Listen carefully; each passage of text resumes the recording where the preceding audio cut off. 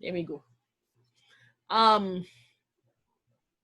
So just to recap, there's a difference between, well, for the purposes of recording, there's a difference between organizational strategy and outline. Your organizational strategy is the overall approach to your argument. The outline is how you're actually going to structure your essay. The other issue that might be hindering this you being able to write an outline effectively is picking your topic, right? I know we are in a carnival studies program, but for the purposes of this course, you don't necessarily have to talk about carnival. It is better that you talk about a topic that you know inside and out. Because a topic you know inside and out, you could argue any which way, right? You have practice with it. And we actually have some guidelines for how you pick a topic. Right now, I'm going to warn you. I use this in an undergrad class, so if it seems simplistic, I apologize. But the premise is the same.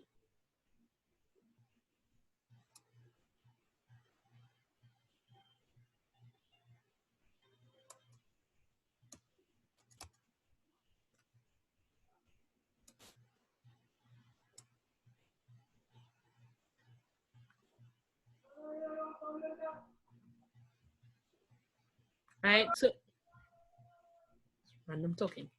How do you go about picking a topic? And I think we talked a little bit about this in why we write, right? But the old adage goes, write what you know, right? Now, let's take for granted that being in a carnival course, there are a lot of things you don't know yet intimately about carnival, right? Which is not to say that you can't write about you can't use carnival themes for doing your outlines, but it's not necessary. I don't expect you at this point to be able to pull an entire argument about carnival just out of the top of your head. It takes a lot of reading, experience in the discourse, and so on and so on. But there might be topics that you know intimately that you can write about, that you can pull an argument, a full-fledged argument, pretty much out of your experience, out of what you have seen, heard, and so forth, right? So we have teachers in the class. So one of the expectations, you can formulate an argument about education, about teaching in the classroom, because you've lived it, you've experienced it, you have a lot of information to formulate some kind of position, right? We have a stick fighter in the class. You probably could put from the top of your head, just from what you've experienced, what you've learned so far in that other arena, you could probably craft an entire argument based on stick fighting because it's something you know. And I'm stressing this because when we're writing outlines, when we're writing essays, especially for an assignment like this, where I don't expect you to go out and do a ton of research for a paper you might never develop. I don't believe in busy work. I believe in working smarter, not harder, right? And so the intention is not to make you go out searching for information so that you come up with different types of argumentation. The idea is for you to get used to organizing your position or your argument around a set formula for presenting it, right? So questions we might encounter every day. Why do you like peanut punch? Which is a genuine question for me because I hate peanut punch. But so suppose someone, you always drinking peanut punch. Why you like peanut punch so much? Right? You can use a definitional argument to explain why you like what is peanut punch and why you like it. You could use a cause and effect argument why you drink peanut punch every day because it does X, Y, and Z. It's a matter of making a formal presentation of your reasons. So the idea is to take what you know and use it as the fodder for writing these different kinds of outlines, for writing different arguments. And it makes it richer because it's less abstract. It's something you like, something you're passionate about, something you would want to defend or cry down, as the case may be.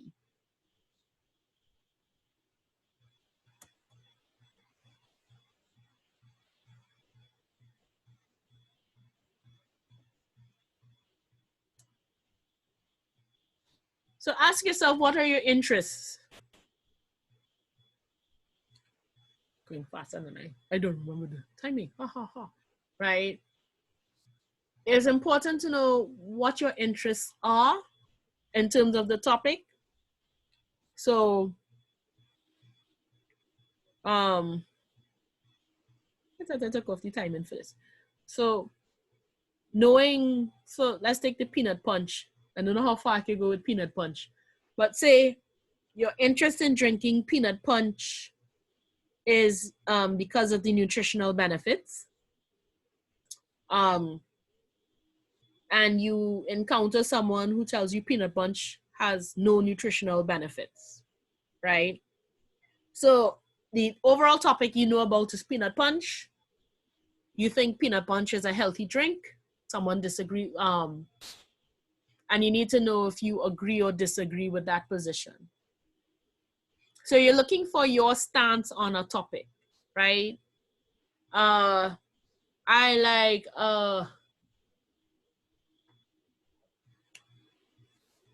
guitars. Someone might say buying you only need one guitar in your life, and my guitars are watching me now and saying, how dare they? Because I have three. I disagree. I think the more guitars, the merrier, because different guitars have different sounds, right? But I need to choose a stance based on the topic that I know. And you're trying to figure out what is your relationship to this topic that you already know, right? Now, remember, in argumentation, you're picking a side. So knowing if you agree or disagree with the topic is important because you need to pick a side. It is not an either or, right? Or I should say it's not either and, it's either or.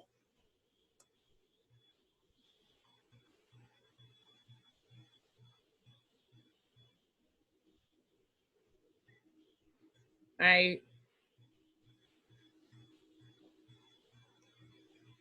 So think to yourself, you know what? I might agree more with this side than that side. And that is how you determine what your stance is.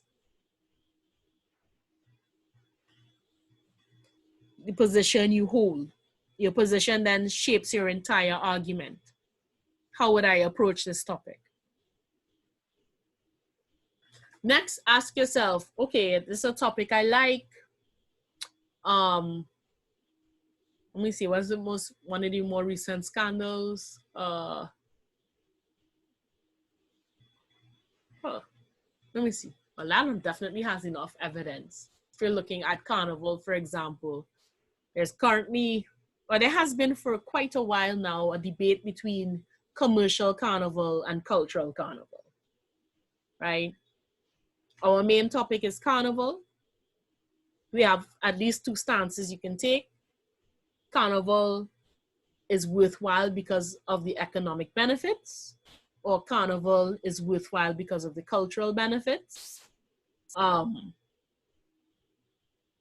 I stand more on the side that carnival is worthwhile because of the cultural benefits.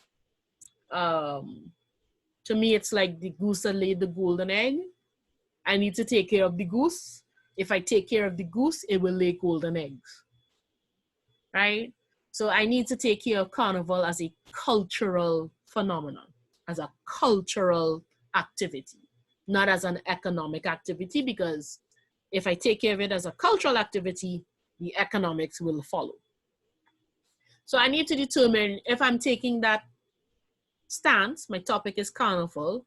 My stance is that we must nurture the cultural carnival, and economics could follow. Do I have enough evidence, right, to support this argument, to make an argument in the first place? Right? So if I have enough evidence, for example, the topic I'm talking about is well covered. People have talked about it. I can find article upon article about it. So it's been well covered. It's something that's been discussed. It could be poorly covered. People haven't really talked about it. So again, when we were talking in the first class about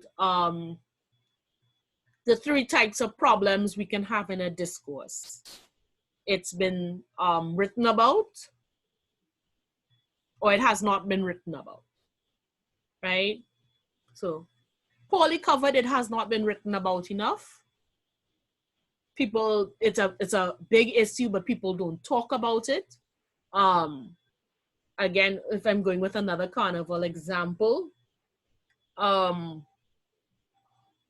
if we're talking about soca and the birth of soca, and very few people talk about the Black Power movement and its relation to the birth of soca, but it's a very important topic to talk about. So it's poorly covered, right? There's a lot we can do in there in terms of looking at how Black Power movement actually influences the birth of soca. And I think apart from Loveless, no one really wrote about it. And Loveless wrote about it from inside the phenomenon. So he wrote about it in 1977 as you know, as things were formulating, right? So it's poorly covered. As opposed to the 1881 Cambule riots. A lot of people have written about that. So it's pretty well covered, right?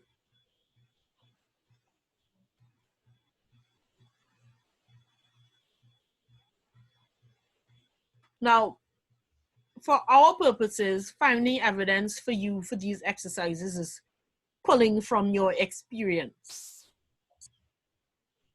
In general, doing research, we have to go out and find evidence.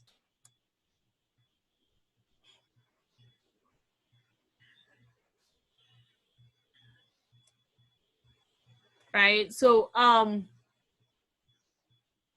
if we talk about sources, go back for a second. If we talk about sources, knowing how much evidence there is, if it's a well-covered topic or if it's a poorly covered topic, influences the kind of sources we need to find.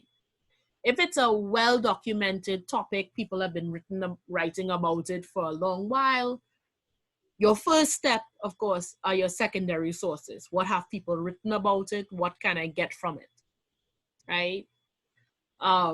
You might then include primary sources if you identify serious gaps in the writing.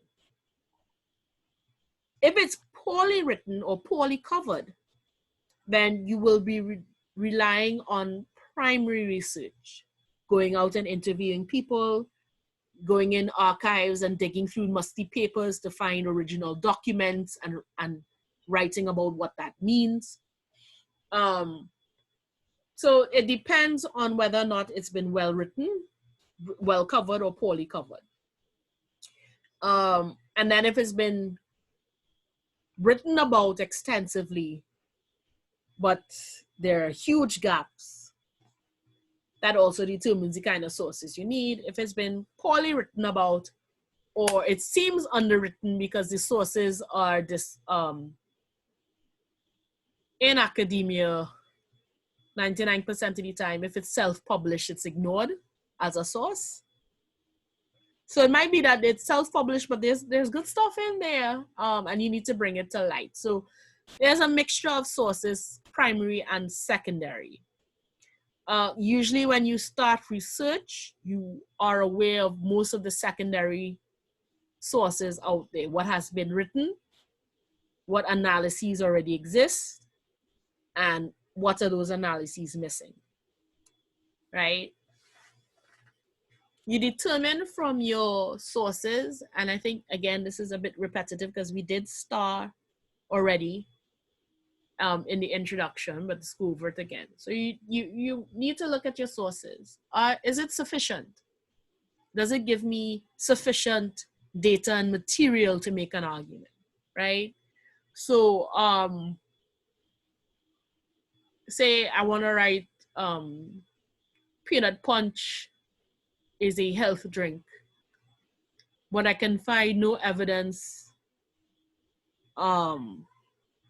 that peanuts are actually healthy for you, and milk is actually healthy for you. There's actually a bit of back and forth about milk and peanuts and sugar or condensed milk and so on and so on and so on, right? So I need to find enough evidence. It must be sufficient to be able to create an argument. It must be typical of the topic. It can't be an anomaly. People like to do this all the time when they're arguing with you though, right? You will tell them something and they say, well, I don't do that. They're arguing a general thing. So this happens to me a lot of the times, right? People in Trinidad, pretty much anywhere where there's a capitalist economy, evaluate worth with dollars. If it doesn't make money, if it doesn't cost a lot of money, it is of little to no worth. And then someone will go, well, I don't believe that. I don't do that. It's offering yourself as evidence might not match or meet our typical criteria, our criteria of typicality. There's no way to say that your personal experience is the typical, usual, normal experience, right? In terms of quantified data, if you take a sample of 100 people, you cannot then say that 100 people reflect the entire population. Trinidad is 1.3 still, I think 1.3 million. 100 people out of 1.3 million represent 100 people out of 1.3 million, right? It's very hard to extrapolate a generalization based on that small sample size. So our information needs to, our data needs to be ample enough. It needs to be sufficient. We need to have enough of it. It needs to represent the typical case, not an anomaly, not an exception. It must be the typical case, right? It must be accurate. So again, if you're looking at numbers,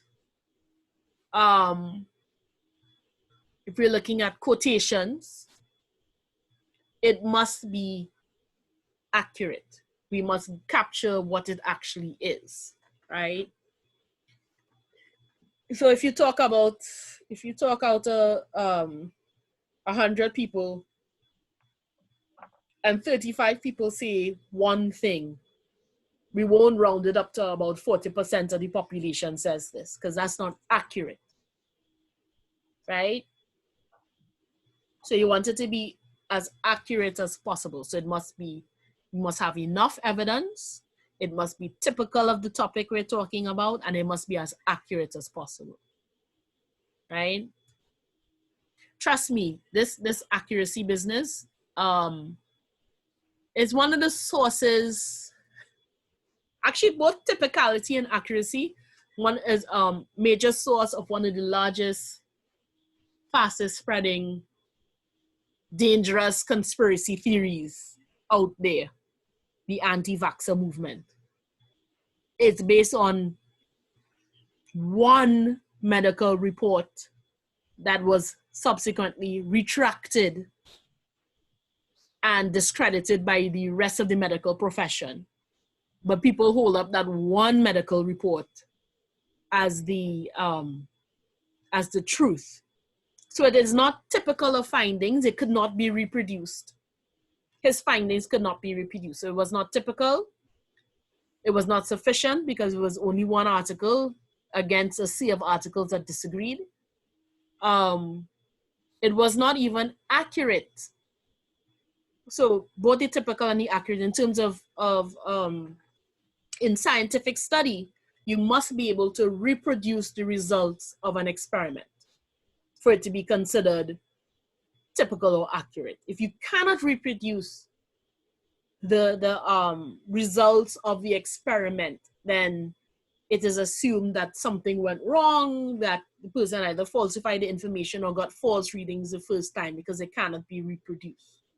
Typically, before you even write a medical report or article, you've done that experiment multiple times to show that you arrive at the same results. And then relevance. This one gets me all the time. Relevance, it must relate to your topic. It must be relevant to the topic, right? So if you are talking about Santa's sleigh and for some reason you bring up the tooth fairy, it is not relevant to your topic. So it must be sufficient. I must have enough evidence. The evidence must be typical of the topic I am talking about, as in widespread enough that I can draw conclusions from that. It must be accurate, especially in measurement, or if we're quoting someone, or if we're recounting facts, etc., etc. It must be as close to the truth as you possibly can get it. And it must be relevant. It must be related to the topic, right? So those are the way, that's how you assess your evidence or your sources.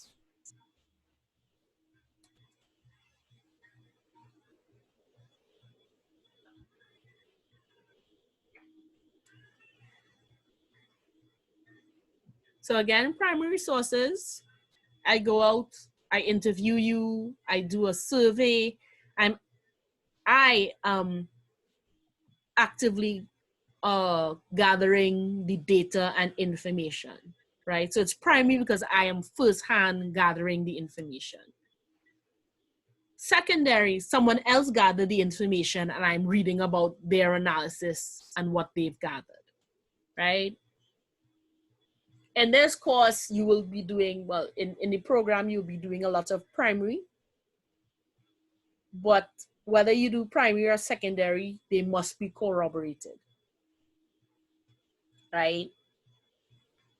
Cross-reference all the time. To sound cynical, it's not cynical, this is just human behavior. If you ask somebody something, they're going to give you the best representation of themselves. It's not a lie, it's not a misrepresentation, but they will give you the best version of themselves. That is what they will present to you, right? So if you ask somebody, were you always in favor of equal rights? Say you ask a 70-year-old man that, were you always in favor of equal rights? What is he going to tell you now? He's going to tell, yeah, man, woman deserve the same, blah, blah, blah, blah, blah. But if you go back in his history to when he was 30, back when society was different, right? So you come across a newspaper clipping of him when he was 32. and the world was different, and he was saying some rather what we would consider now in the Me Too generation rather offensive, misogynistic talk, right? For him, in keeping with the times, as a 70-year-old, he will tell you, yes, he was always in favor of equal rights. But if we cross-reference that, we begin to question how accurate that information actually is. People change. They usually change with the times, not everybody. Most people change with the times. And whatever is the current morality of the time, they adopt and assume they've always been that way. Again, it's not lying. It's just a matter of me presenting the best of me in an interview or on a survey, right? So when you actually, that's why when you develop a survey, you ask the same question 3 or 4 times in different ways, because they will answer instinctively to, you know, not that they're lying, but to show that they are, to show the best of themselves, right? If we're looking at secondary sources in particular, we look for the author that is being mentioned the most by other authors. So say I have 10 articles, and 6 of those articles mention a specific author. I want to go find that author, because it turns out that author must be very important, right? So whether the 10 articles are in favor of what that author said or arguing against what that author said, finding that specific author is very important. I need to go back to the source, right? So one of my favorites, I love to hate that book, Personal Biases. You see Errol Hill's Mandate for a National Theatre pisses me off in the introduction in 2 very specific places. Pisses me off in the introduction because he quite glibly affirms that while the people of Trinidad would have come from, some of them would have come from West Africa, there are no traces of West African culture in Carnival anymore.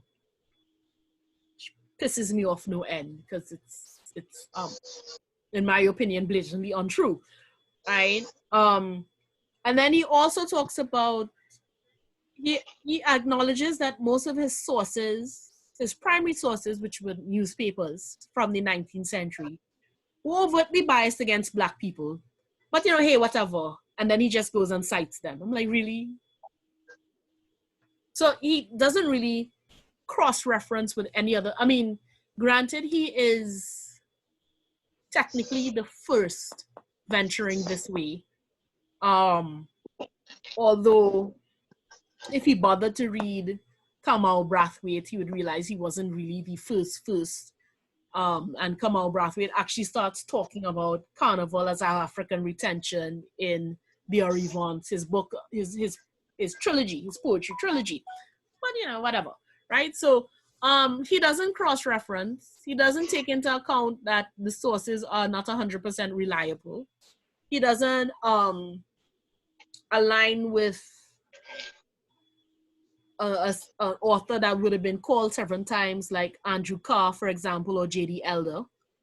Both wrote about, well, J.D. Elder in particular wrote a beautiful essay called Canbrule, and looked at Canbrule and the African worldview and how they meshed. That was from 1956. So Errol Hill's book is from 1972, so he had no excuse. But, you know, when you're dealing with your sources, I brought him up because he is a seminal writer, whether you like him or not, whether you agree with him or not. Most people, when they talk about Carnival and the study of Carnival, refer to Errol Hill, and then they would refer to Bakhtin. So again, I think they used the wrong Bakhtin theory. But since that theory has carnival in its name, they just slapped it on carnival. Which pisses me off to no end as well. But I digress, right? When we're looking at secondary sources, we prefer them to be peer reviewed. So I talked about in academia, there's a bit of snobbishness when you are self-published or you're not peer reviewed. But particularly in the sciences, peer review goes through that process. So if I'm reporting on, and we've seen several cases during the pandemic where people rush to publish, but when they before it's been peer reviewed, but upon peer review, they cannot repeat the findings in the experiments. So what they rush to publish is unfounded because it cannot be repeated. There's no evidence to support it. So peer review goes through, what happens is that you write something, you submit it to people who are in your field, who know about your field, and they review it in terms of its logical structure, in terms of its understanding of the discourse, and so on and so on. And by the time they are finished reading it and giving feedback, because you get lovely feedback that could hurt your feelings, and then the author goes back and fixes things that need fixing. If it's not outright rejected, you could go back and fix things that need fixing, or you have to go back to the drawing board because it doesn't pass the academic muster to enter the discourse in the first place. So usually when you reach a peer-reviewed article, it's that it's been tested, right?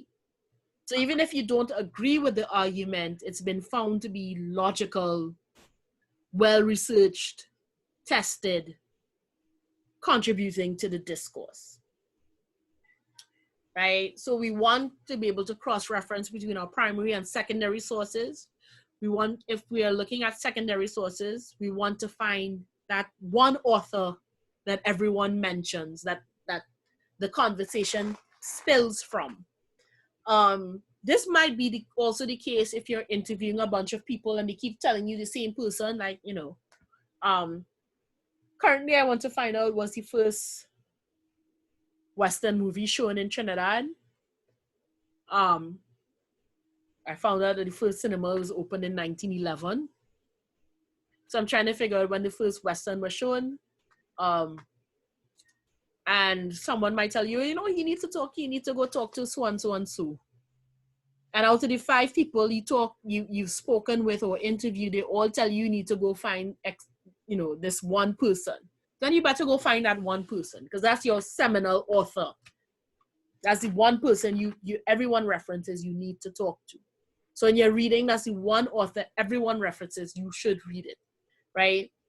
Because we're in carnival studies, everyone is going to mention Mikhail Bakhtin. So it's worth your while to read Mikhail Bakhtin, Rabelais and His World. That's where the theory of the carnivalesque comes from, right? Not that long, right? Make sure it's peer reviewed.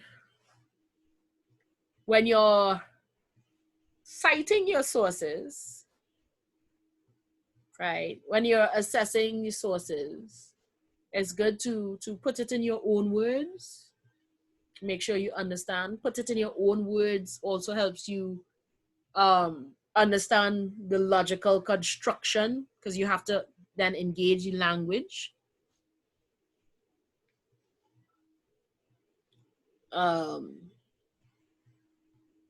It's something, if you're doing primary research and you actually interview, is what we call active listening, where you are assessing as you listen, and then you mirror the person. So you repeat what the person said in your own words to make sure you understood what the person said.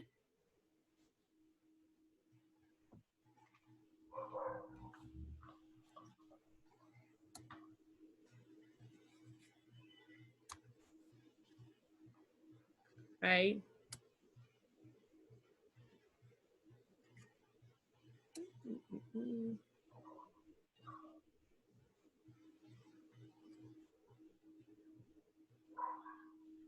Okay. Sorry. So, I think this might have to do with that undergrad, but let me make it general. When we talk about sufficient evidence, the number of pages you're writing usually equates to the number of sources you need. The longer an argument or the longer the pages, the more sources you tend to use to build your argument, either as put it in tiers, first tier or second tier. First tier would be specific to the argument you're making, the topic you're making, either backing or opposition. Second tier might be further explanations you need to make that would overall support your argument, right? So if we're looking at definitional, for example, right, the top tier evidence would be anything that supports how your topic matches each criterion. Secondary or second tier evidence would be any further explanations you need to make, right? In clearing up the criterion or in clearing up what your topic, different aspects of that argument. So you need to make sure you have enough sources. So if you're writing something like 3 to 5 pages, you might end up with about at least three sources, books or primary. Right? So typicality, making sure it's typical, making sure that if we're looking at a cause and effect, for example, it's not a one-off, it's something that happens. It's not a hasty generalization. It is not unusual. It's 9 out of 10 times or 8 out of 10 times what we expect to happen, right? So in Trinidad and Tobago, if you spit in town, it will flood. This is not abnormal or atypical because 9 out of 10 times when it rains heavily in Trinidad, in Port of Spain, it will flood. It's actually designed, the drainage was designed for quick runoff, not necessarily for lack of accumulation. So the water will accumulate, but then it's supposed to drain off quickly. This is the really old, back from colonial times, engineering and the drainage in Port of Spain.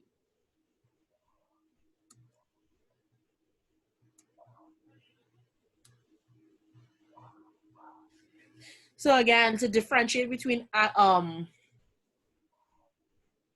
was the R word? There's a difference between accurate and reliable, right? Accurate means you're hitting the target. It is spot on. What is said is what you wrote down, verbatim, right? The test results, if you repeat the experiment, you're going to get the same results. So it's accurate.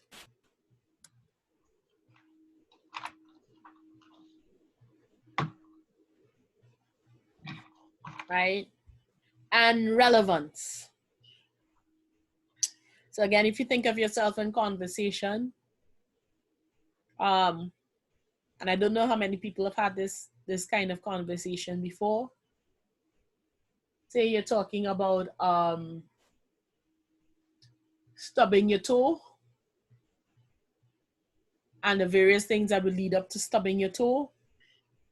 And someone says, I slammed my finger on a door once. That's not relevant, right? What might be more relevant is that how accidental stubbing your toe might be. Accidents can happen and it's very painful. So making sure your evidence fits your topic, is relevant to your topic. it adds to your discussion. It's not just a piece of information that doesn't mean much, right? Like my pet peeve is including the cellular population in every historical argument, no matter what time in history. Cellular population has very little to do with the 1990 coup. No need to bring it up, right? It's not relevant to the argument.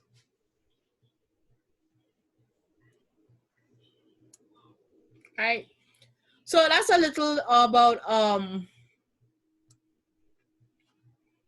finding your evidence, picking your topic. So there are certain things, and not just picking a topic, it's picking a topic that would have enough credible evidence to build an argument.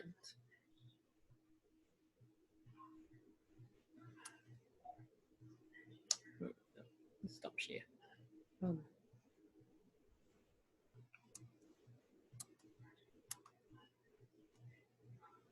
Right. Right. So any questions so far?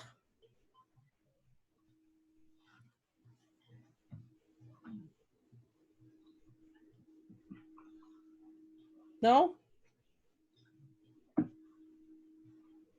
That's pretty straightforward. So moving forward for your for these assignments up until assignment 5, right? Pick a topic that you know well enough that you can actually develop an argument, right?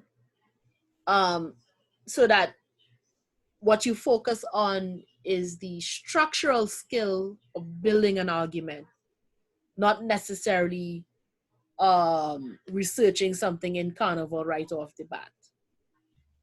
You will get a lot of information on Carnival as you go through the courses. What we want here is for you to be able to present different types of arguments on whatever topic that might come your way, right? So for this week, we're supposed to do evaluation and ethical arguments. And before I share a screen, I'll just throw it out. What do you think that kind of argument might be?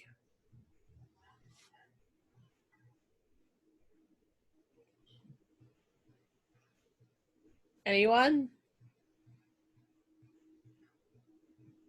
Ethical or evaluation or ethical argument? Evaluation would be making a judgment or assessing some sort of situation. Yes. So both of them is about making a judgment, right? A judgment call. Has it to do with people's behavior, their moral standing in the society, the ethics? A bit. That's implied. Okay. But as a good leftist, as a good leftist, be very wary that you're simply expressing your own bias. Okay. Right? Would that be a case where you have a code of conduct or a code of ethics and you're presenting your argument based on those codes? And yes. Right. Right. So yes. So, this is the wrong one. That's why. I have like 5 million windows open. That's not what I want to show right now. This is what I want.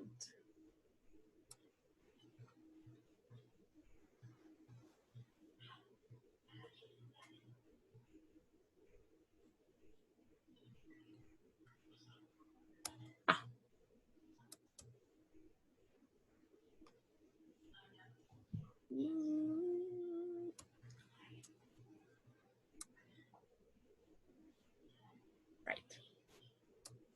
3, 4. There we go. So yeah, it is, you have a code of conduct an ethical code, a moral code,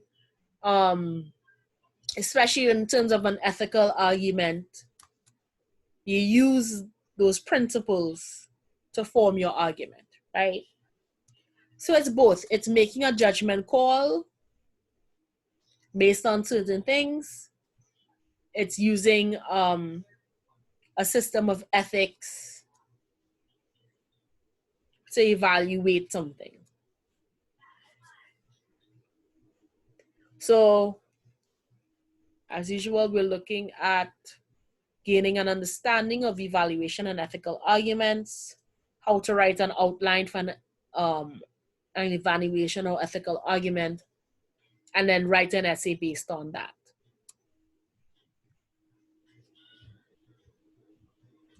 So when we're doing an evaluation argument, we're doing what we call we can do a categorical evaluation, right?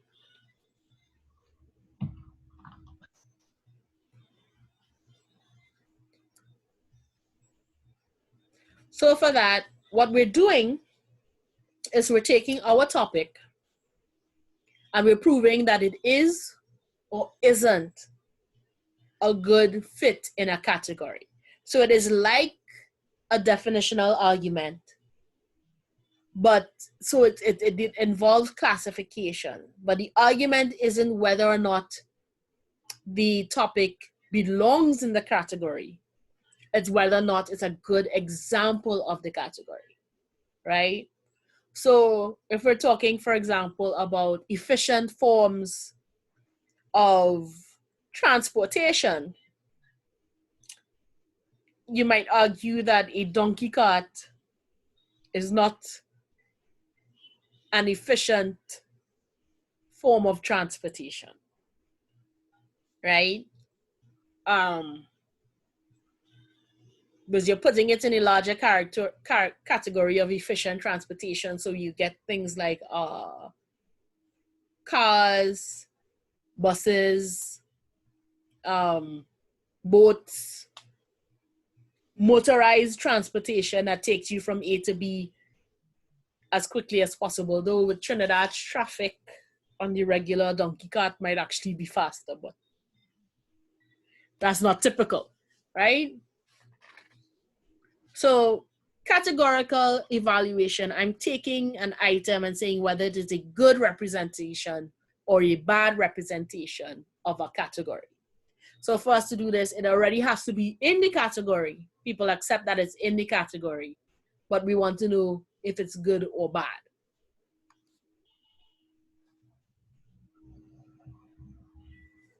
Right? So to rag on the orange one, we all know he's a president. He's a US president. Is he a good US president or is he a bad US president? That's what they're debating right now, right? We could also consider, if not good and bad, is he an effective president or an ineffective president? And so on, right? Is he typical or atypical? One of the things to do when we're making this kind of evaluation is to pick the narrowest category possible for your topic, right?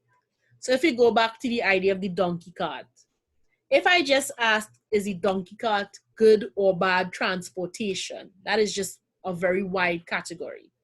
And it's harder to say that a donkey cart is not good transportation because it will get you A to B, from A to B, with little or no fuss, especially if you feed your donkey properly, right? If, however, we narrow it down to efficient transportation, that is a narrower category than just transportation. And then we have to consider a narrower field of criterion, a more exclusive field of criterion, which would include speed, capacity, and reliability, right? So news in narrowest possible category for your topic.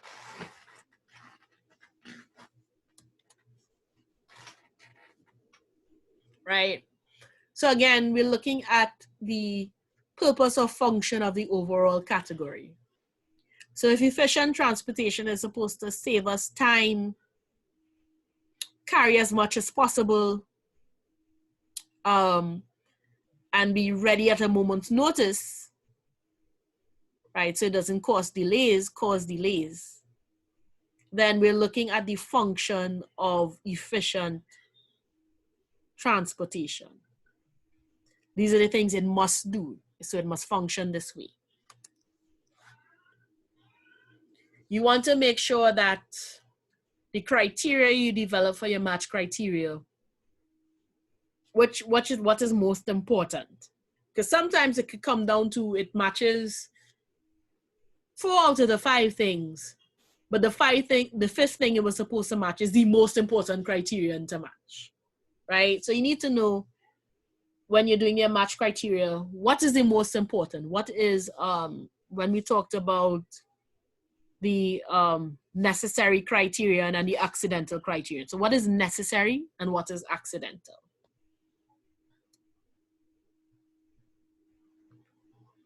In terms of ethical arguments, this is where we go on our moral high grounds or our ethical high ground, right? There are 2. There's the principle-based frame. And this is where we argue whether the topic is right or wrong because it adheres to or violates certain principles. So these can be religious principles, they can be humanist, they could be society at large, right? So you can look at, if you're doing it from a Christian base, it violates one of the 10 commandments or it upholds one of the 10 commandments. If you're doing it from a capitalist base, it is not productive, or it's not productively generating revenue, or it is productively generating revenue. In terms of academia, it is or it is not furthering the discourse of a discipline.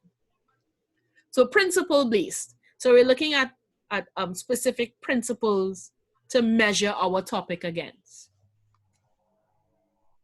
We could also look at consequence-based argument. Here, this resembles like a cause and effect. It is good to do this, or it is bad to do this because it can lead to X, Y, or Z, right? So consequence-based frame is like a cause and effect, but we're showing that if we do this, if we take this action, we'll either have a positive effect or a negative effect. And if we have a positive effect, that is good. If we have a negative effect, that is bad. So we're evaluating the action based on the possible outcomes, right? So principles-based or consequence-based. And again, if I didn't stress this before, let me stress this now and continue stressing it. It is not to say that if I do a principle-based argument that I might not use consequences to shore up my argument, right, as support. It might not be, if I do a consequence-based argument, that I don't involve some kind of principle to show up my argument. Also, as we look through the 5 modes, this is the 4th of the 5th mode. As we look through the 5 different types of argumentation, you will start to see where we borrow structures from other argument styles. So here, for the ethical, for the evaluation and ethical argument, we are borrowing from definitional arguments and from cause and effect arguments. The key difference, of course, is that we're trying to prove that something is good or bad, right or wrong, right? So in the definitional, we just want to put it in a category and prove it belongs in the category. for the evaluation, we want to say it belongs in this category, but it's not really a good example of, or it belongs in this category and it is a good example of, right? For the the ethical, we can do the again the definitional 3-4. I need to stop chewing gum when I'm teaching. Definitional, but we are defining or placing it in a category based on a certain set of principles. And it either fits those principles, the principles are our criteria, it doesn't fit the principles. Consequence, we're using cause and effect, but we're showing that it is a good thing to do or a bad thing to do based on the effects that it will generate. So you will start to see this lovely overlapping of argument styles. The main difference will always be, what is the purpose of the argument, right? So we can all agree that I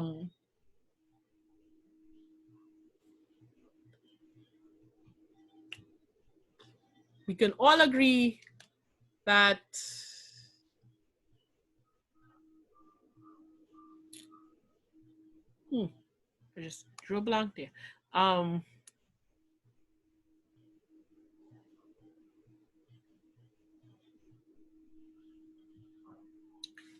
Try not to use the example I've been working on all afternoon to actually craft an outline. That's so drawing a blank.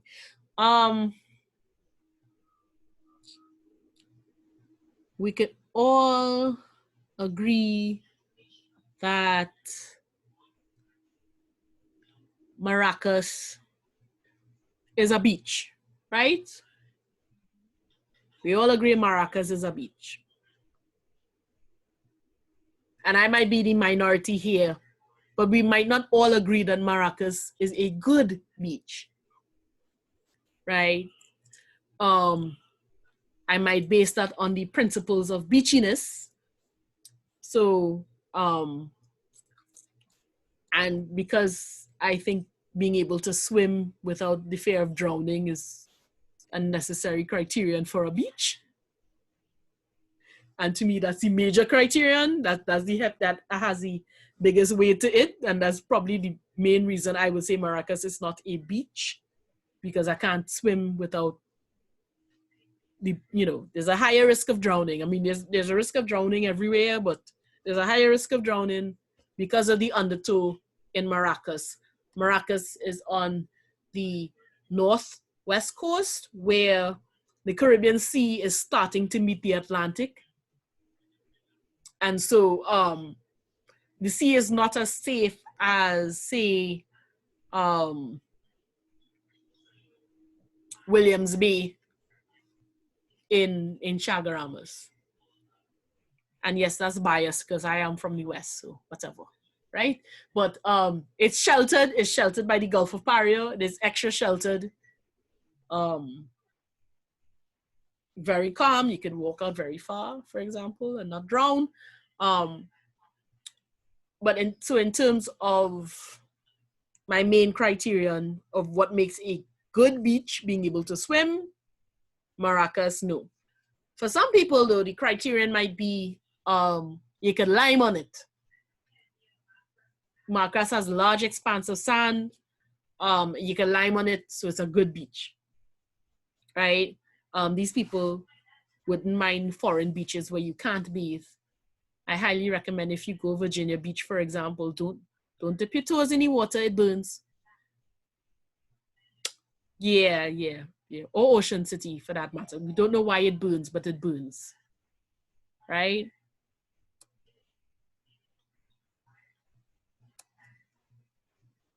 That's from primary sources. It burns. So, as usual, the organizational strategy, how you're going to plan out your dinner, what a dinner will look like, what your argument will look like. Always want to start by stating at least the claim. You introduce the main issue, state your claim, state the problem, or why the issue exists, purpose of your study, why you're writing this paper, why is it significant that you write this paper, right? And then you end up by stating your full-fledged thesis statement, putting your full-fledged thesis statement. So that's the claim and the enthemy.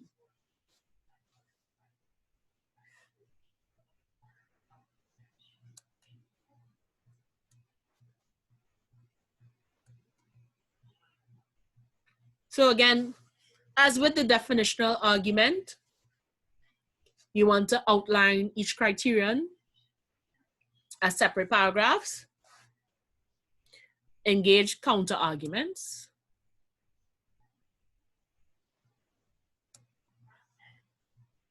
present your match criterion, examples to prove your argument, right? So this is the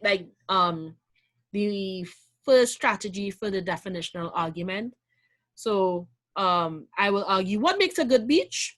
This is what makes a good beach, and of that, this is the most important thing that makes a good beach.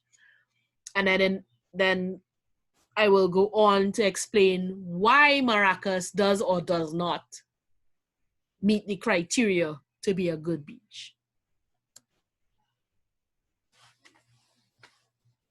Right? Now, for the easiest thing to do is to really take your thesis statement and take each of your 3 reasons in your entheme and make your topic sentences out of that. So while Maracas might have a wide strand for liming, will, you know, looks beautiful, has the environment of a beach, because you can't swim in Maracas without seriously endangering your life on a regular basis, it is not a good beach. So my first topic sentence would be,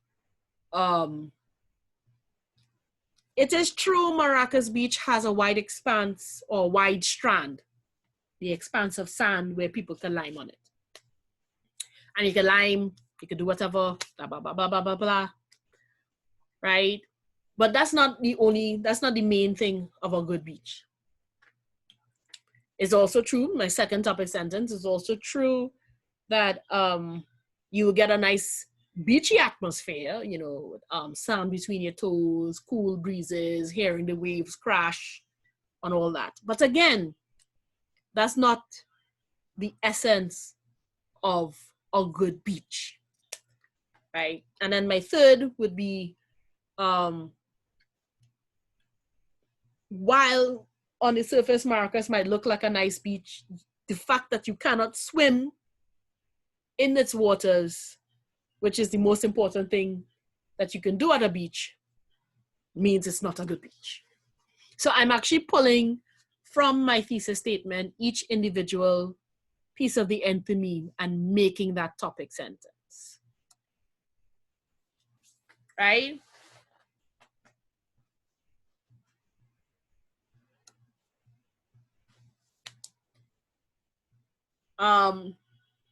And actually in this, because with the specific example, because I start with how it matches 2 out of the 3 criteria, I'm actually countering arguments as I go along, right? These are the anticipated arguments, but you can lime on Maracas, like whatever. I can lime in a mall, you know? That's not what you go to a beach for. You go to a beach to swim.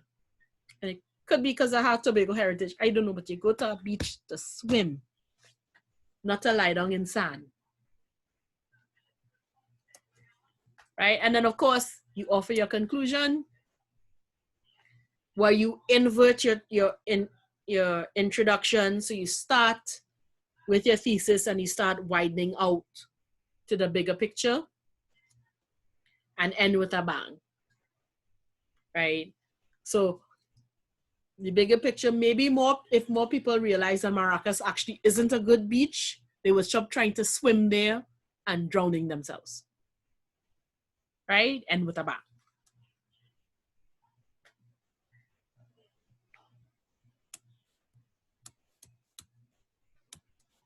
And same thing.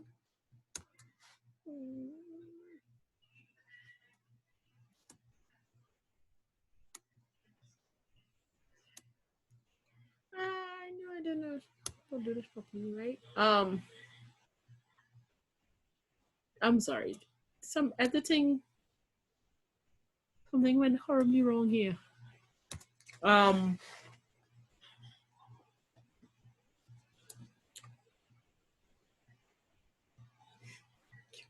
Just ignore that.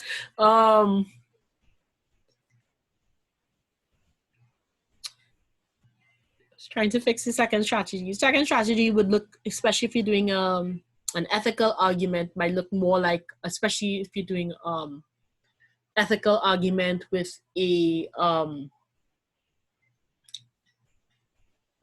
gosh, what's the second part? Not principles. Outcome based is not exactly what it's called, but now that I can't remember what it's called, but when you look at consequences, consequence based, it would look more like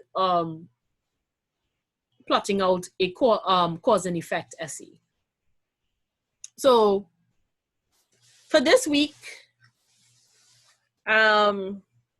you write an outline for an ethical argument or an evaluation argument. Again, look for a topic that you are intimately familiar with, that you could easily craft an argument, find evidence. It's like evidence lying around you. You don't have to go and do a lot of research. The idea at this point is not to go out and do research. Well, we can't go out much anyway, but it's not to burden you with trying to research 5 different topics. The idea is to get you familiar with how to craft your argument to fit a specific function. And actually, if it is possible to find one topic that you could spin 5 ways, that's even better. Because then you really get a handle on how I can argue the different argumentative styles, right? So let's say if the topic is asking a friend for $5, a $5 loan, right? I can define what a $5 loan is. I can define what a loan is, what the criteria for a loan. So I can do a definitional argument of a $5 loan.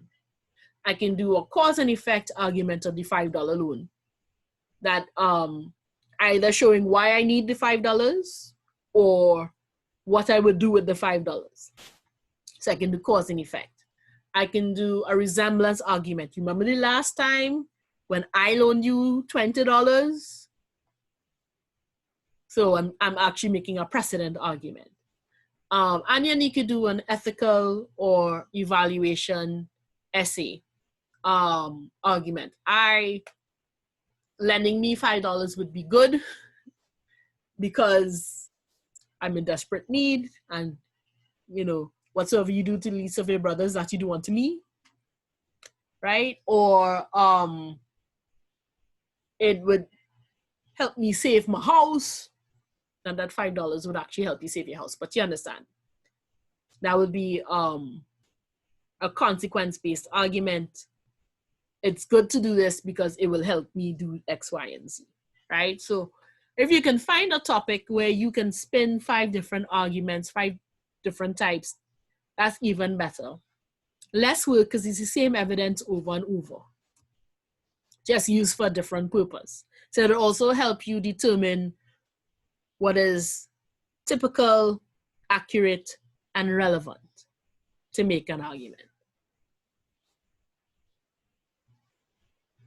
I'm adding an element. So we went over introduction paragraphs before, right? So now you would develop an introduction.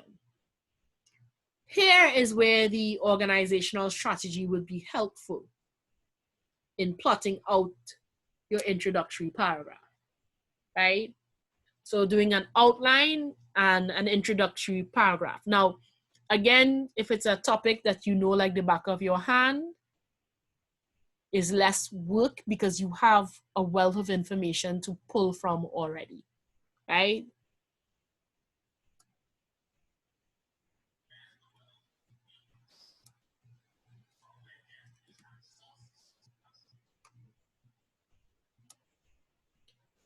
Any questions so far on that?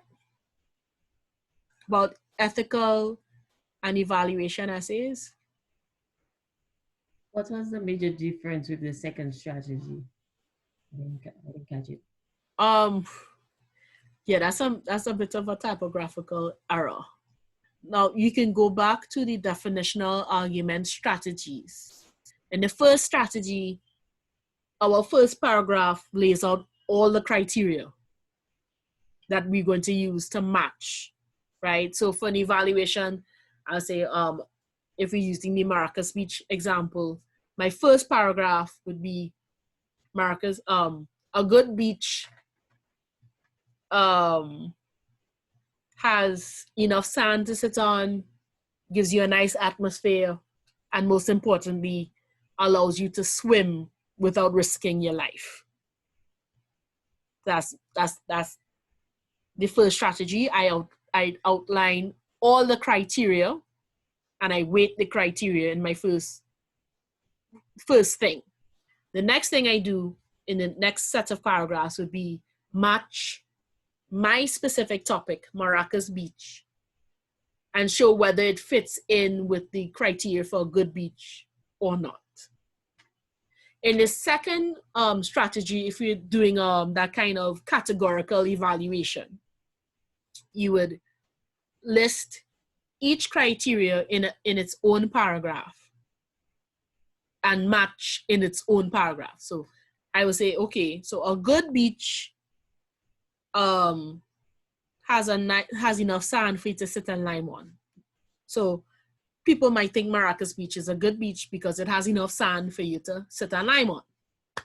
Then my next paragraph would be, or my next section would be, a good beach also provides you with that lovely beachy atmosphere, the cool breezes, the palm trees, sand between your toes, that relaxed feeling. And yeah, you can get that at Maracas Beach. So people would think Maracas Beach is a good beach. Then the third paragraph or the third section would be, however, the most important thing a good beach should provide is safe swimming. However, too many people drown at Maracas Beach for me to say Maracas Beaches provide safe swimming. So I have to conclude Maracas Beach is not a good beach, right? So one strategy, all the criteria up front, and then I go through matching my topic to the criteria. The second strategy, I name the criterion and do the match process in the same paragraph. If it is, and you could do that for the principles-based one as well, right? The consequence-based one, we will go to a cause and effect type of structure. And here specifically, we're showing the effects, so the outcome from an action, right? So we're going to start by defining, by saying, this is a good or bad route to take because it will lead to this. And then I will develop my causal chain showing how it leads to either the positive or the negative outcome, right? I might have to redo that video because I realized some editing went wrong, and that editing went wrong back in 2016, and apparently I just never caught it. Apologies. I saw it this afternoon and I was like, I don't know how to fix this in time. But I will fix it. I did a little repair in looking at the actual outline examples. But I should flesh out an example really for the consequence-based argument. So before I do that, I thought I took out all the music. Right.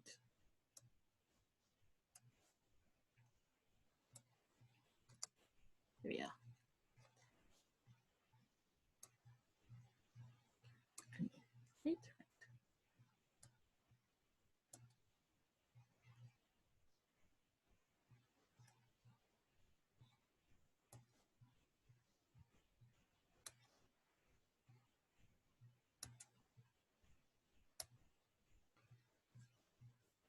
So looking a little more at the organization strategy and outlines. So as we just talked about, an evaluation or ethical argument, well, an evaluation argument says whether or not your topic is a good or bad example of a category. So the example here, all right, the category, a health drink. So a health drink is nutritious, provides energy, and is low calorie, right? So then my category is health drink. My criteria for making a drink a health drink is that it should be nutritious, provide energy, and be low in calorie. And then my specific topic is Coke Zero. And I would argue that Coke Zero is a bad example of a health drink. Obviously, because people assume because it's 0 calorie that you know, we could drink it without fear, and they will drink a lot of it, and consider it a healthy option or a healthier option than drinking sugared calories and sugared calories, like regular soft drink or juices or, you know, smoothies or whatever, right? Because it's 0 calories. So they will assume it's a health drink because it's 0 calorie, it's not going to affect me negatively, right? But I want people to know that Coke Zero is a bad example of a health drink. So even though it might be classified by some people as a health drink, it's not a good example of one, right?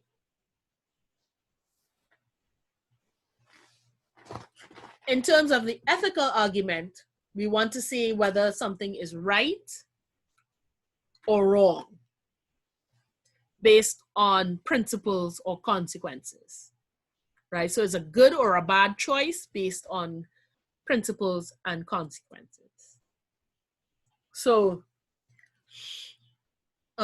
littering is dangerous because it causes massive flooding, right? So this is an example of a consequence-based frame or consequence-based argument. So littering is a poor choice because it leads to massive flooding. So that's a consequence-based argument. Or your degree is worthless if you cheated your way through school, and that's a principle-based argument, right? So the choice of cheating your way through school is bad because it violates certain principles.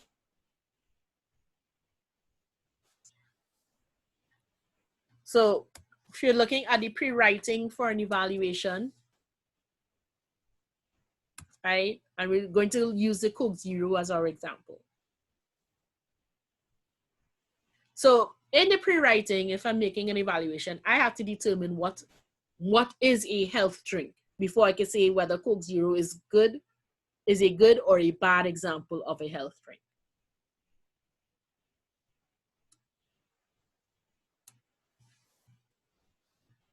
Right? So you sit down and you brainstorm. What are the characteristics of a drink that will make it healthy? Right? So I came up with these. You could come up with whatever supported or supportable criteria that you can think of, right? Now, I'm literally just pulling this off the top of my head. So it's not to say I've researched any of this. I say that so that you can have your grain of salt at the ready, right? But let's say a healthy drink should be low in calorie, contain vitamins and minerals, boost your energy naturally, and boost your immune system. Let's say that's what we want it to do. Now we need to know, of these criteria, what is the most important, right? And so I would argue that having vitamins and minerals, boosting your energy naturally, and boosting your immune system are the most important things that a health drink should do, whether it's low in calorie or not. Because sometimes by providing vitamins and minerals and nutrients, it's going to have a higher concentration of calories. Boosting your energy naturally too, it will have some calories in it. So being low calorie is not necessarily the mark of it being a healthy drink.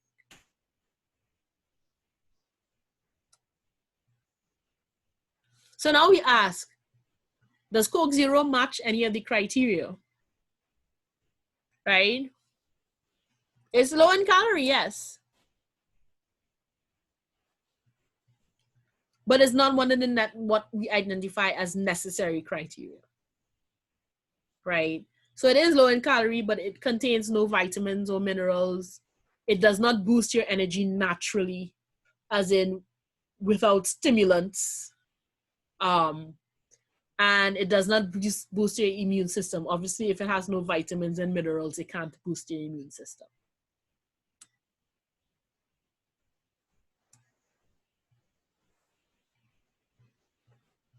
So as we are brainstorming, and to answer that lovely question, why do this topic, why do this kind of paper, you need to determine why it is significant to make this argument in the first place. And this also goes to the background of the problem. A lot of people think because it is 0 calorie, it is healthy to drink. It's a better alternative. And so they will opt for this, right? Speaking from experience, for example, as a type 1 diabetic, I would quicker drink Coke Zero than no sugar added fruit juice, because this has a lower impact on my overall sugar. Though I will tell you, it's not necessarily that it's a healthier option. To me, it's just a less impactful option, right? But there are people who say, well, you know, it's sugar-free, so it must be good for you. I've heard that argument too for some Diana candy that's 0 sugar. Cough drops, Diana cough drops, 0 sugar. And the woman goes, a moment on your lips, but it won't go to your hips, as if that's, you know, as it being healthy. So you won't gain calories from it, so it's healthy, right?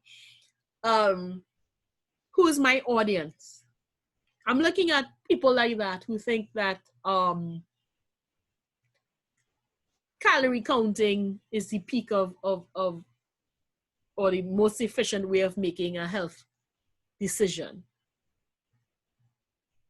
right? People like me who might have other health restrictions and concerns, and they're looking for dietary information. So my audience is rather specific to people who are looking for healthy alternatives to include in their diet. So know who your audience is, know why this topic is important, know what's the most important or what's the essential or necessary criteria for your topic before you start to match whether or not, most important criteria for the category, so you can determine whether your topic is a good or a bad fit in that category. So in terms of the ethical argument, right, and I'm picking the second one based on principles.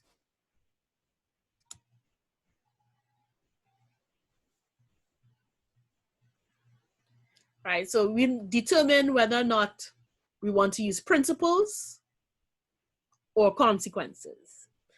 In some instances, like I said, you might use principles and consequences. It might be mostly principles and then a consequence. It might be mostly consequences and then a principle, but you might mix the two in making your ethical evaluation, right?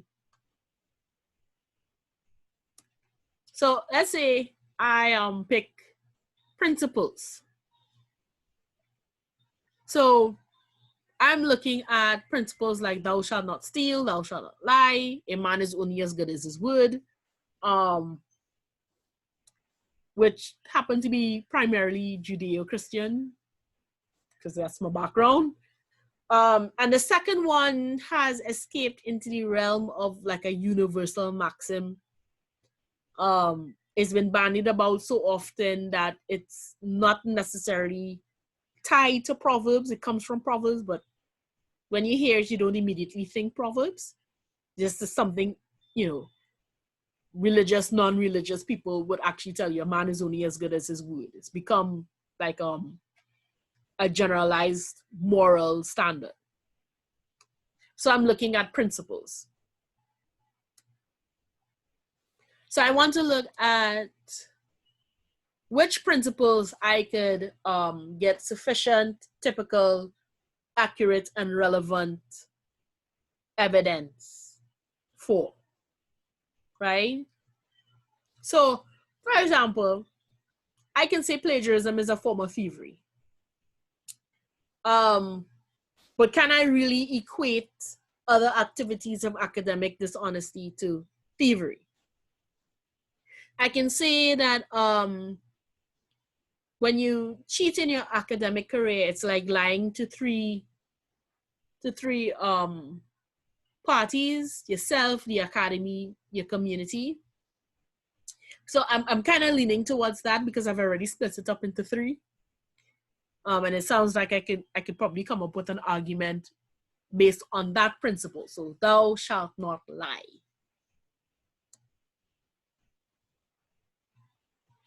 And it might be, like I said, necessary to combine two or more principles under an overarching concept. So overarching, if I combine thou shalt not lie and a man is only as good as his word, right? I might say something about honesty and integrity as currency, or most transactions in the world, in the community, are really based on good faith. And if you undermine good faith by being dishonest, right, we undermine how the world transacts its public, personal, commercial, whatever business.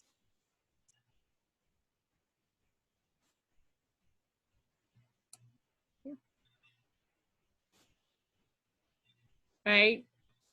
So I then want to go and show how cheating matches the negative criterion of the principle that I've chosen. So I'm looking at thou shalt not lie, and a man is only as good as his word. And I can say that lying is dishonesty and deception. And then good as your word suggests that, lying leads to untrustworthiness. You actually have a lack of skills and knowledge in the field when you would actually need it. And that can expose you. So the last criterion, right, actually will lead me to a bit of a consequence frame. So I'm using principle, but in explaining the principle, one of them I have to show you the consequence of breaking that principle or going against that principle.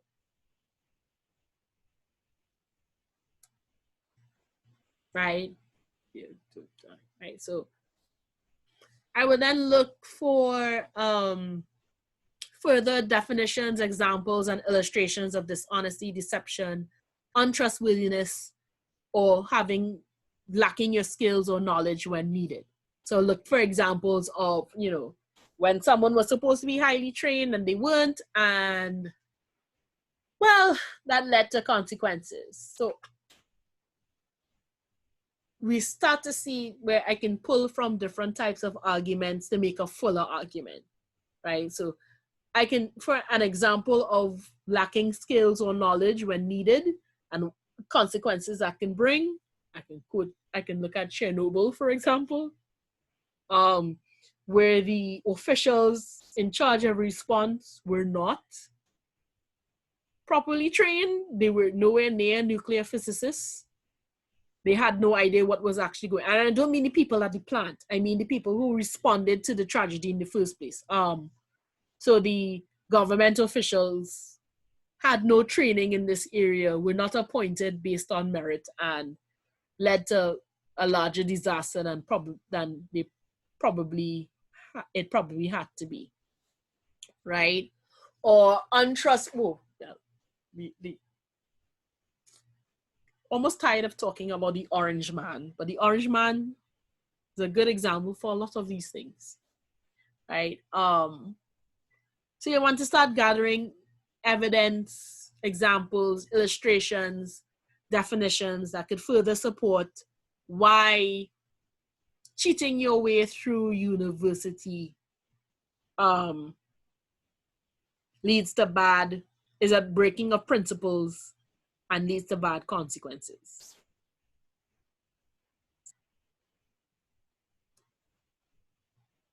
So let's go back and look at the evaluation. And the categorical evaluation, again, we're going to rely on the definitional strategy.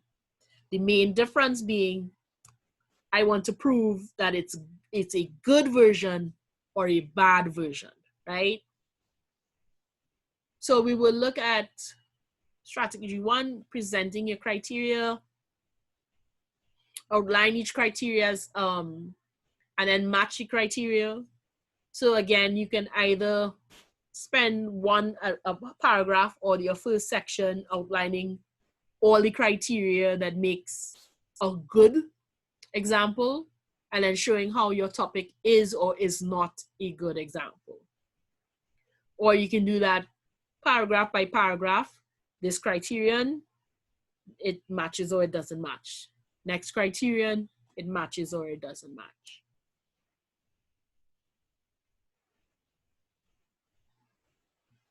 Right? So, for example, I will present the major criteria. A healthy drink is nutritious, provides energy, and is low in calorie. And then I will look at how my topic matches or does not match. So it is low in calorie, but it provides no energy and it provides no nutrients.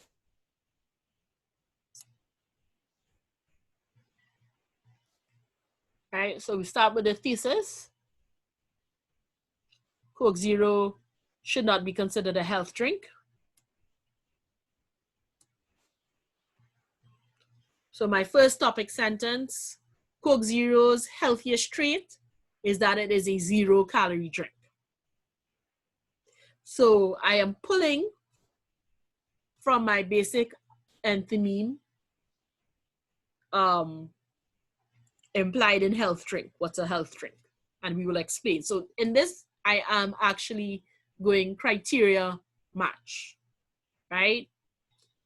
So I am matching, or I'm showing how Coke Zero does or does not match criteria for a health drink.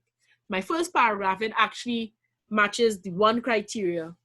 It is a low-calorie drink because it's a 0-calorie drink, right? So health drinks are low in empty calories, so you don't get calories from excess sugar. So Coke Zero has no calories, so you can't get excess calories from sugar or carbohydrates, etc., etc. So it will not raise your blood sugar level. It will not overwhelm your metabolic system with excessive sugar, which when you don't use your excessive calories, you turn it to fat. People somehow believe fat is a direct indication of health. So yes, Coke does not do that, right? But that's as healthy as Coke Zero gets. So I'm anticipating any opposition. And I'm also launching myself into the other two paragraphs here, right? So it's as healthy as Coke Zero gets. So at best is like flavored water. So yes, water is 0 calorie, for example. And so it will not affect you, like water will not affect you, but it has other chemicals. And we're not sure of the long range effect of those other chemicals and how it might affect your body, right?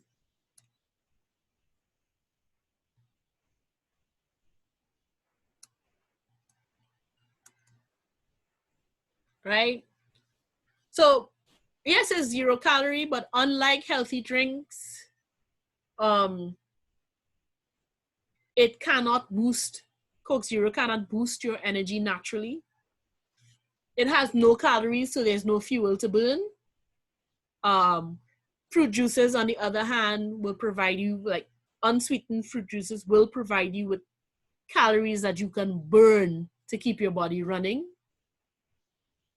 Right? Instead, what Coke Zero uses to boost your energy is a stimulant, specifically caffeine.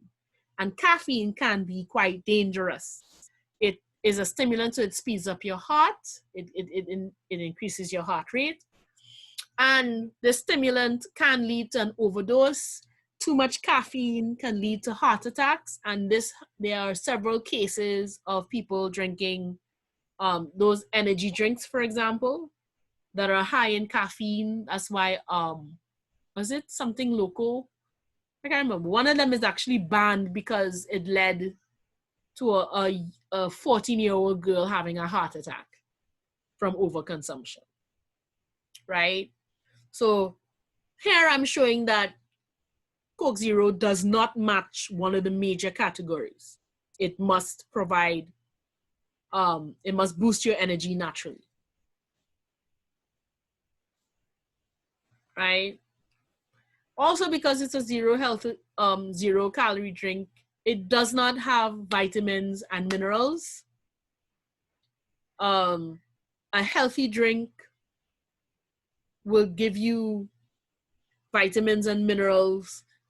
Vitamins and minerals are important for cell regeneration and your metabolism in general. This helps boost your immune system, things like vitamin C, B complex vitamins, and so on. And so natural healthy drinks like fruit drinks, milk, and so on will provide vitamins and minerals. Health drinks can even be used as supplements for your meals. So if you're on the run and you can't eat a full-fledged meal, you can drink a health drink and sustain yourself. So milk, especially milk-based products. They also provide protein and complex carbohydrates. So you will get nutrients from it. Coke Zero, unfortunately, has no minerals, vitamins, proteins, or complex carbohydrates, or any carbohydrates for that matter. It can't replace a meal. You will not get any health benefits outside of it not packing on pounds.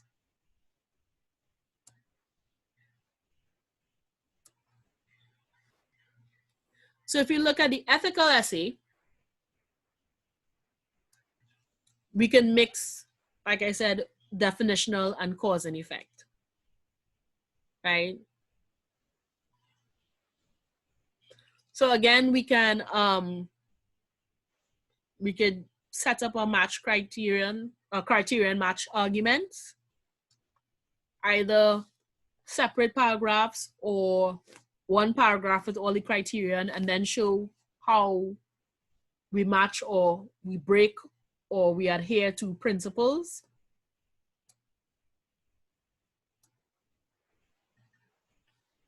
Right? So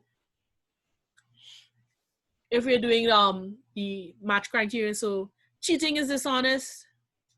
Dishonesty violates the thou shalt not lie principle. Cheating is deceptive. not only a falsehood, but a misdirection. Cheating for your degree makes you unskilled and therefore untrustworthy. You won't have the training you're supposed to have. So in a crunch, you cannot trust or rely on your ability to do your job.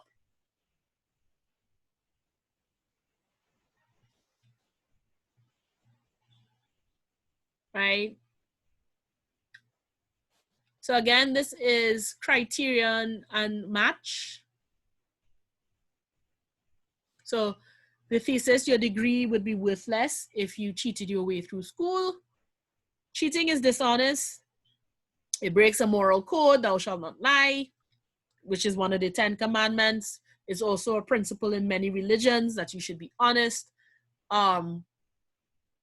And we can argue, if you're going with principles and a religious principle at that it corrupts your soul. It creates mental disquiet. So it has both a spiritual and a psychological negative effect. Knowing that your career is based on a lie, you're looking over your shoulder all the time to make sure no one is going to rat you out, right? If that's not enough, it's against the law. So specific things like plagiarism. So we have copyright infringement. You can have trademark infringement. Both of these can lead to fines and jail time if you're caught. So it's not just breaking a moral code, it is also breaking a legal code.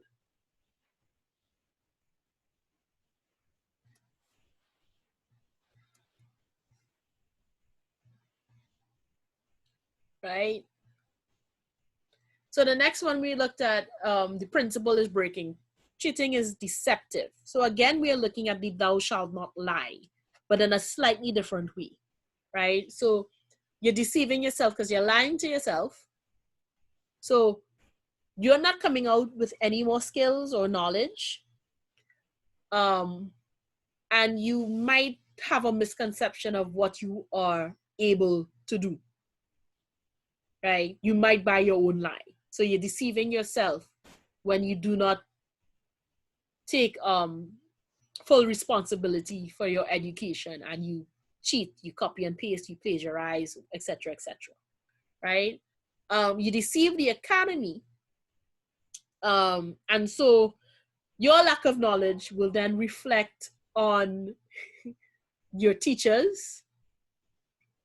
It is not always possible now with Canvas and things like Turnitin.com and on these different plagiarism checker sites. Is now a little easier to spot deception or dishonesty, but not always. If you get someone else to write your paper for you, there's no way for your instructors to know, right? So there are the ways to slip through the cracks.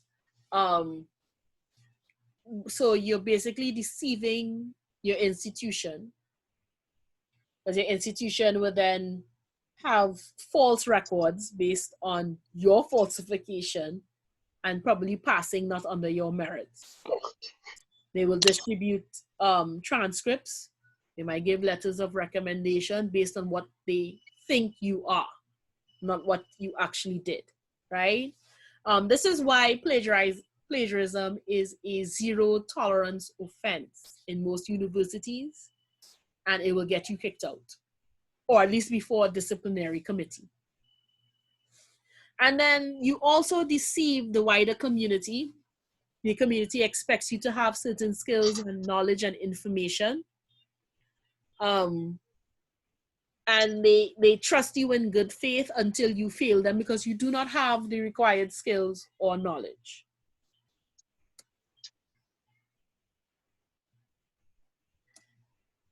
And the third one is really a consequence framed argument, but this is the consequence of breaking the principles, right? So the lack of skill and knowledge because you cheated your way through your degree means you are untrustworthy in the marketplace. So any mishap at work will call your credentials into question. They will investigate and they will find out you don't know what you're supposed to know. then bye-bye. And that's an increasing potential the harder the marketplace becomes. If you don't know your P's and Q's, your co-workers are not going to fend for you. Matter of fact, they might be a bit resentful that you don't know what you're talking about, so why are you here? Because you don't have the proper training, right? And then if you are fired for incompetence, you're not going to get that referral that you need to get another job. So the long-term consequences then of breaking academic and moral principles about academic honesty could down the road lead to serious economic and social consequences.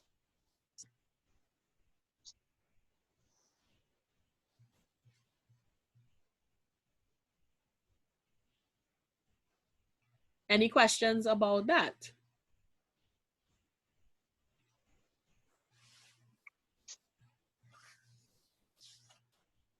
Yes, no, any questions?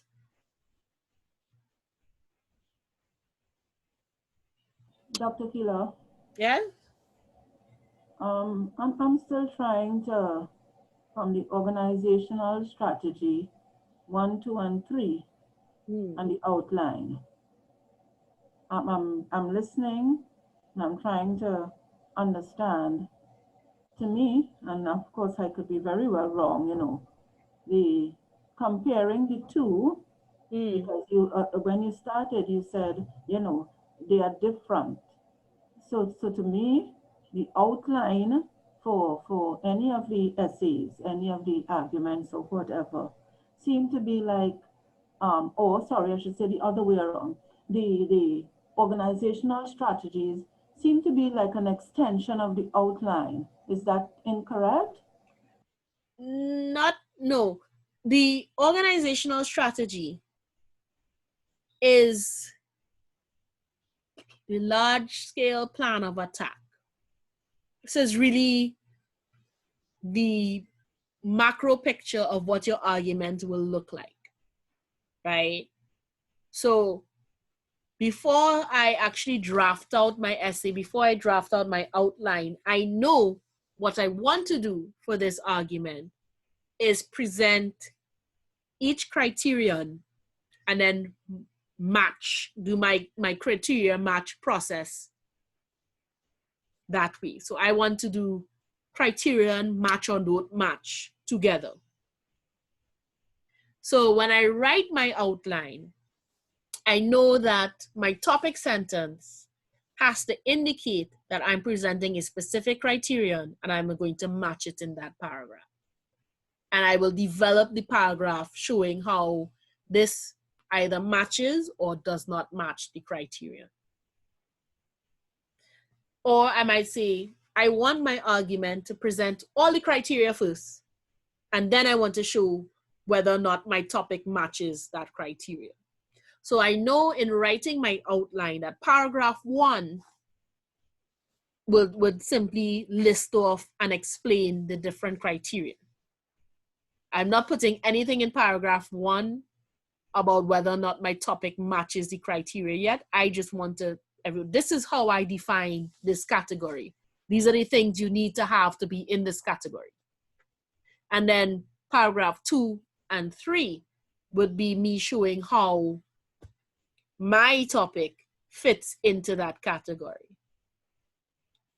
Right? So the organizational strategy then tells me, by and large, the overall structure of the argument, how I want to lay out my argument, how I think people will be able to understand what I'm trying to say. The outline specifically says what each paragraph will be talking about, right? So if I entered a baking competition and I said, I want to make a 3-layered chocolate cake with vanilla frosting, is that the organizational strategy or is that the outline?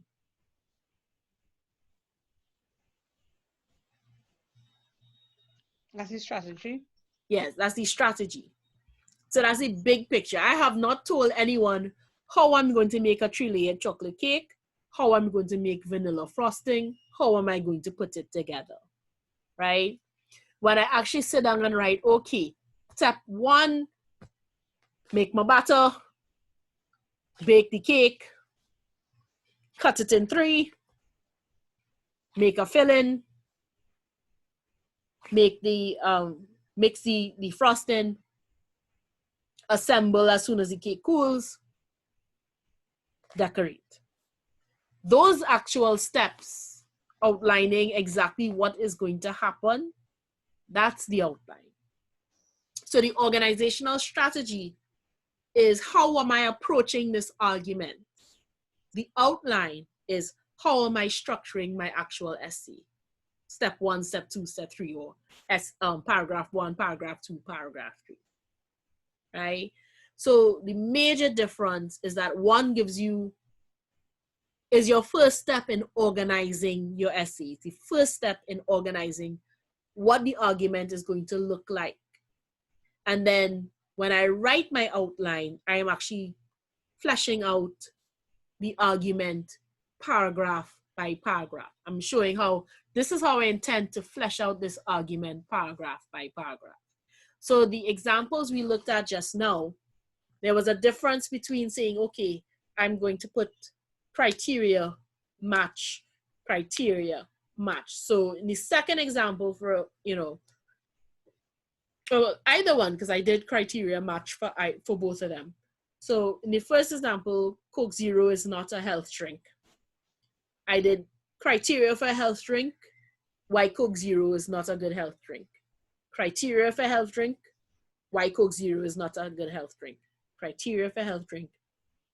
So I knew from the organizational strategy that I was going to do criteria, match, criteria, match, criteria, match. And in the outline, I narrowed it down. I did the specific topic, I did the specific criterion, I did the specific matching, and how I will build that argument from paragraph to paragraph, right? So that's the major difference, right? Another analogy would be, okay, I have an interview in the morning, so I am going to wear a business suit, right? That's the organizational strategy. The outline is, step 1, I will take, but even if you want to say, yeah, I will iron a business suit is a skirt that comes down below your knee, a crisply pressed shirt, and a jacket. So I have 3 skirts that come down the knee. So I'll wear X skirt because it comes down below the knee. I will iron this shirt and make it nice and crisp. And I will wear this jacket because it matches the skirt and the shirt, right? So saying you're wearing a suit to an interview is your organizational strategy. Saying how you building that suit, preparing that suit is your outline, right? Is that any clearer?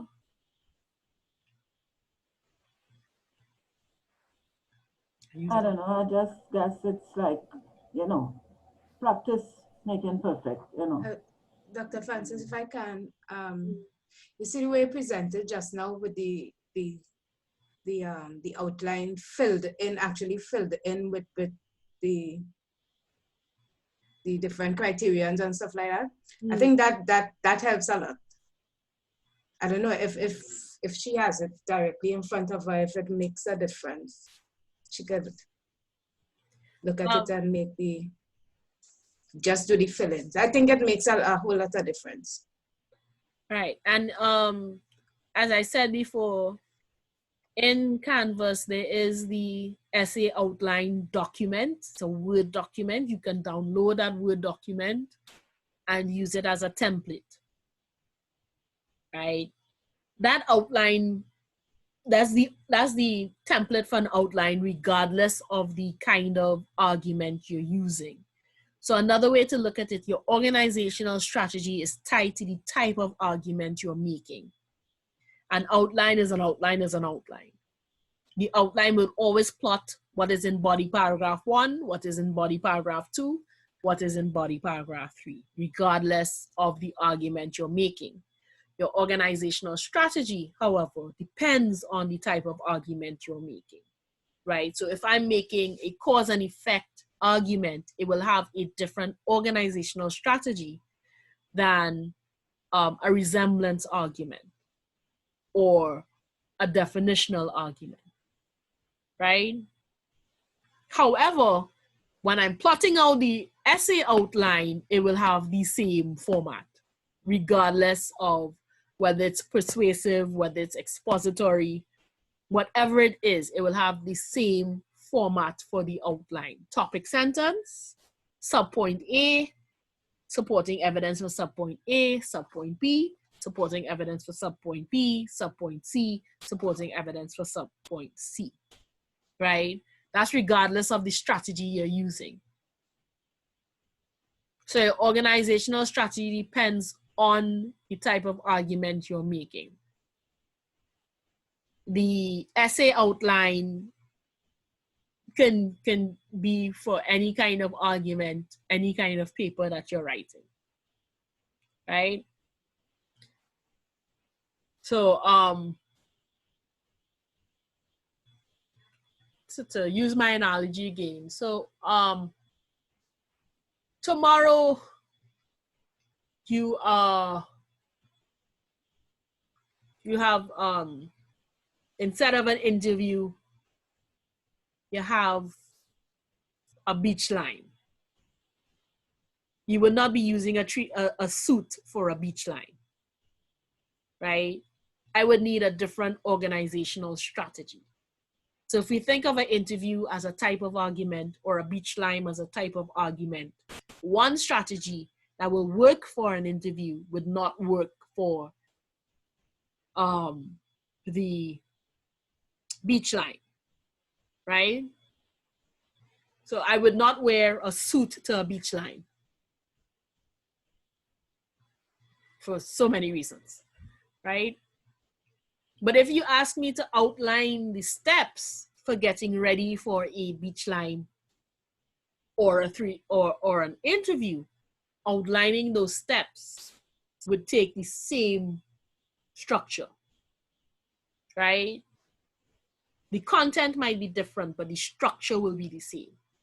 Step 1, in either case, I have step 1 for the interview is pick your skirt, iron your shirt, fix your jacket.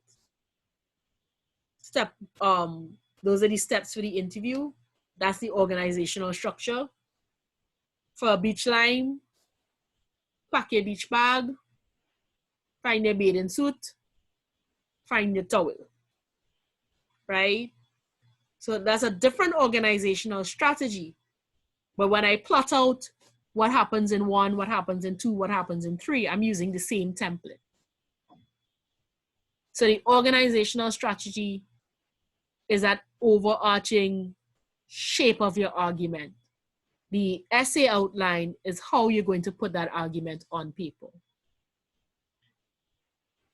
So if you're writing an outline, you do not need to tell me what's the topic and the issue and the background to the problem, and then I don't need an introduction. I just need you to start with your thesis statement, topic sentence, supporting points for topic sentence 1, topic sentence 2, supporting points for topic sentence 2, topic sentence 3, supporting points for topic sentence 3. I don't need a conclusion. I don't need an introduction. Apart from your thesis and your topic sentences, I don't even need full sentences. What makes your outline viable or good is if someone can pick it up and more or less flesh out the argument for you, right? So say you're working in teams, and the two of you all are writing a paper, and you come up with, okay, this is the outline, this is what we're going to put in the paper, your teammate should be able to take your outline and plug in the information and make a paper, right? So if I pick up your outline and I have no idea where you're going to go from point A to point B, how to develop this, how the argument is being built, is not a sufficient outline, right? It might come in handy if you're in the middle of an exam and you just need to jot down your thoughts to get them organized before you write an essay in an exam. But for a formal outline, it's lacking because I can't pick it up and follow how your argument is being structured, right? So, like you said, it will take some practice. One of the ways to help you to get accustomed to it is to download that template and use that template. Right, so the essay outline template, use that template.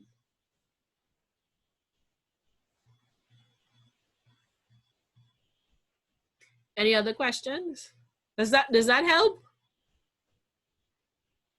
I'll try. Don't worry. Okay. Yeah, it actually helps because that's what I was concerned about. That's why last week I asked about the point format because I realized in the first attempt I did it in paragraph style and not like that outline that you put out there first today. Yeah. So that helps a lot. Thanks. Okay. I just realized I have my assignments mixed up. What should have been the writing sample? I have it as assignment 1. What's assignment 1 is assignment 2.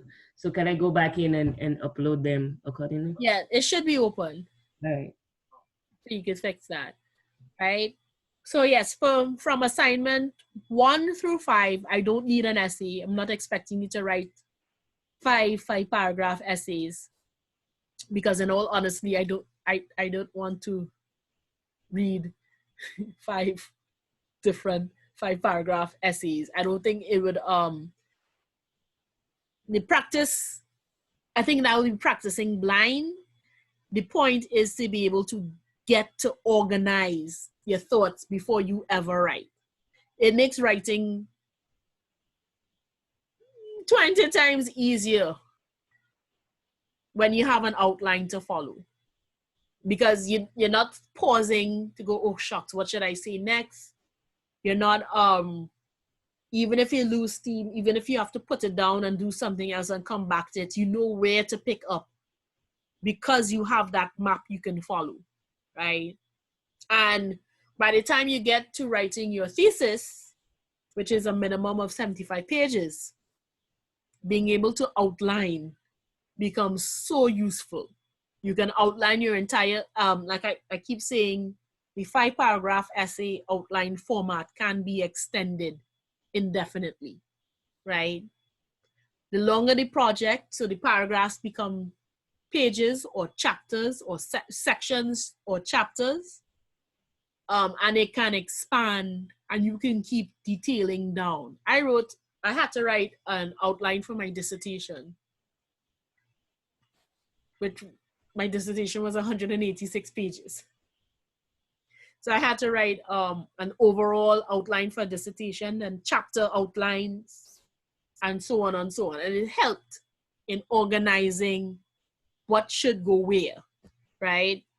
And so I just really I'm trying to jumpstart the process of outlining. I used to hate outlining, but even writing fiction, after a while, an outline comes in very handy. So you know where your characters are going and you know what's going to happen next. And that's what the outline allows you to do. The last thing, well, before I do that, how many people were able to get the book, Dragon Can Dance? I think libraries open from today, so might be increased opportunity. Anyone got the book yet? Yeah, I did. Well, I didn't buy it, I borrowed it. Anyone started reading it yet? Yeah, just started actually. Okay. Because next week we'll be doing proposal argument. That will be the last of the argumentative modes. And then we will be moving to module 3 after that. And reading, being at least up to chapter 3, chapter 5, somewhere there. The chapters aren't that long. Will be helpful. I also have, I won't do it now. We could end in, we can end at 6:30 and say, you know, we've done something today, right? So I will put it up. Reading, I will call it active reading for now. Most people, they just read for content if they read at all. But that's only half of what they have to. Yes, Roxanne?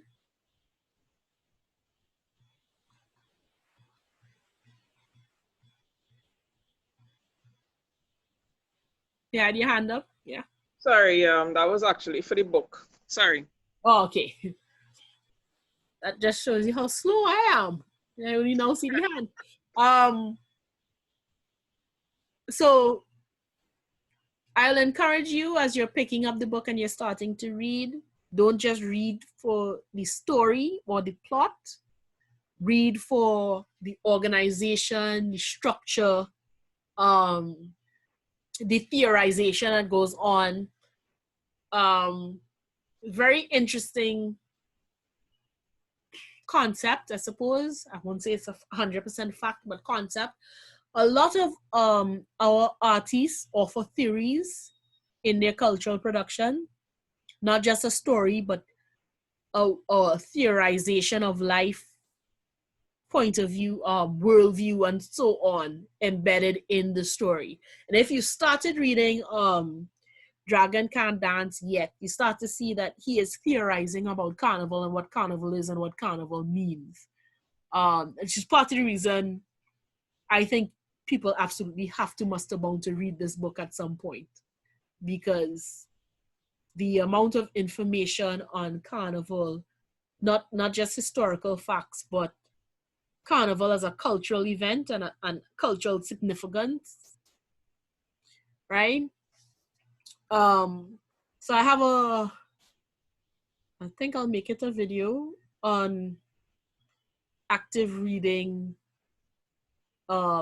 evaluating discourse, written discourse, and how do you pull meaning out of something, right? Just in general, because we'll be reading the book and we will be reading articles. There are articles sprinkled from the end of module 2 straight through the rest of the course. Articles on the Dragon Can't Dance, because I have access to JSTOR, that you all might not. Sometimes you do, sometimes you don't, through the library. And since it's COVID, there are more restrictions on you being able to go and find secondary sources. So the secondary sources I already have might, you know, at least there's some information for you to, secondary sources for you to read, and might inspire you to go find others, right? So 6 minutes left. Let me go around the quote unquote room and either burning question, let me expand it. A burning question, something you're still unsure about, or your major takeaway from this week, right? So it's a burning question you want to ask before you leave, or something you have to go mull over because you're not 100% clear on it, or what is your major takeaway for the week, right? And I will start with Tanika. Hi, evening. Well, for today in particular, my internet has been giving a lot of trouble, even with my classes with my students. So for a good bit of the session, I was going in and out. For a good bit of it, you were sounding kind of like a robot. So I'll have to go over the session and I'll have to go over the templates. But again, most times in this class, everything is is pretty straightforward. You give excellent examples. So I guess when I review it, I'll be able to follow. But so far, so good. Okay. It's just to apply what is said to whatever information I gather on my own. Yeah. Okay. Thank you. Yeah, I think that storm has been affecting everybody. Lizanne? I also was out because of my Wi-Fi, so I kind of have to go over the notes as well. But I feel like I understand a little bit better from what I saw with the examples that you used when you was explaining it to Shirlene. But I'll see when I try it out. But again, I really have to go with the overall, because yeah. Okay, thank you. Traveen? Good evening, everyone, again. I think in hearing it more being explained, it became a little clearer that what I would have submitted probably was the situation, the strategy, rather than the outline, because now I understand that the outline you need to give your sentences, the topic sentences, and then under the topic sentences, give your points and flesh it out that way, instead of tackling it as what I did in terms of in this chapter or this section, I'm going to deal with this general topic, and break it up that way. So I will try it again and submit and see if it is what you're looking for. I really hope that is what you're looking for. Now that I know that you explain it, I kind of have a clearer picture of what you're looking for. So okay, thank you. Thank you for that. Thank you. And what I can do is leave them open for submissions and allow multiple submissions, right? So that you can practice, you all can practice with the commentary and improve and acquire the skill as the more firmly, right? Our next question I have is where exactly on Canvas would I be able to find the outline that you spoke about? I'm not seeing it. It is in module 2, I think, after definitional argument. Okay. Hold on.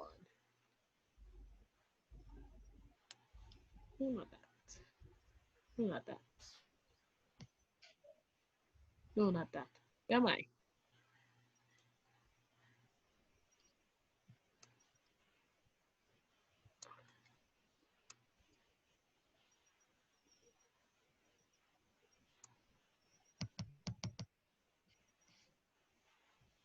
So,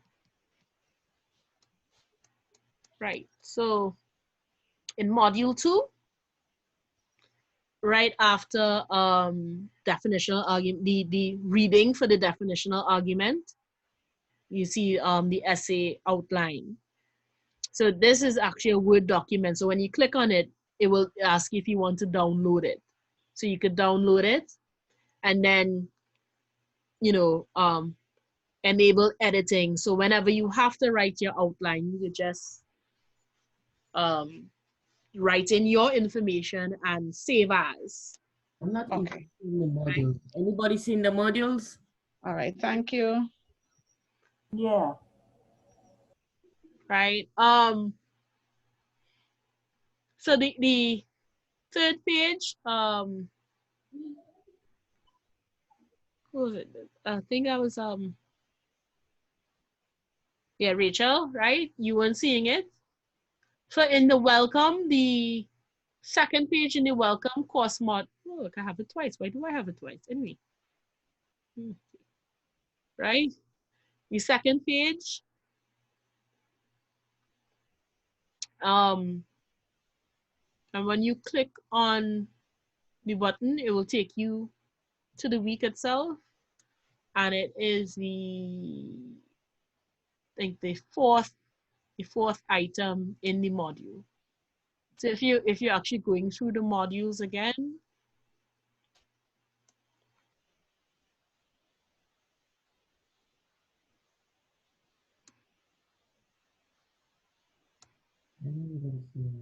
right? So after the reading, it will show up like this. And since it's a Word document, if you click on this link here, you could download it to your computer.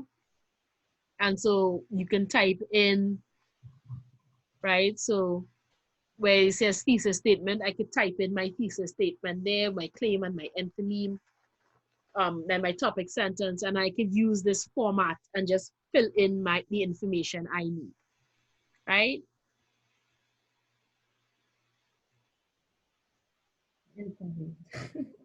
If you want to get it another way, I think students y'all can see files, right? Nope. No? No, I'm not seeing files. I'm not seeing modules on mine. Is that why? She has to go straight down to the bottom. When you get to this page here, Rachel. Okay, no, y'all can't see files. And you scroll straight down, you would see, I think it's getting ready or getting started or something like that. Oh, yes. Home page. And then to the bottom of the page, and then let's start. Let's start. And you're getting to the modules from there. I just kept clicking next. Yes. And I got it. Oh. Right? Okay. All right. Oh. All right. Okay, I get it. Right.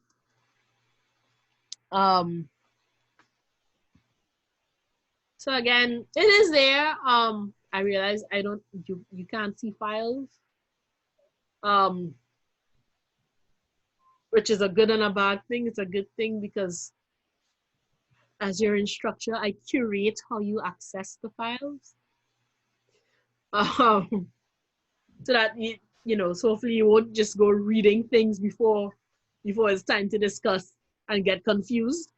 Because there are a lot of readings, but I want to put the readings in a specific order so that we build up to it.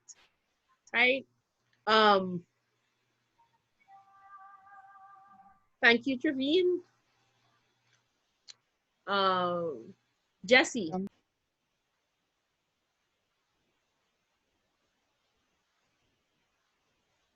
Jesse? I'm right here. Hello? Yes. Yes, I've been taking in all that you've been saying, and I think that my intention is to review what was recorded. And I think now that we've had just discussed how to look at the format you gave here and how to access it, it should be easier. I kind of think I was getting there, or I didn't submit, but I figured that it's even easier now. So my major takeaway is what the things that you've said and how I can implement them to be able to follow what is expected of me. Okay, thank you.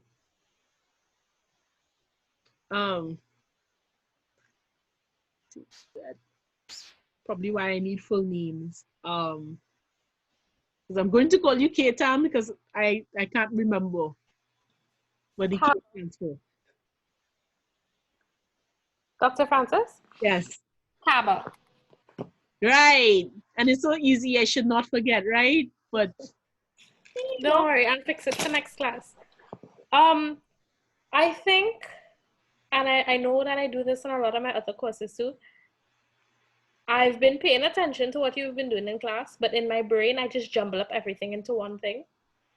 So when I was doing the assignment, I followed the outline to an extent, and then I got confused, and my brain was like, no, you're supposed to be doing this instead. So the outline I submitted looks like two things merged into one thing.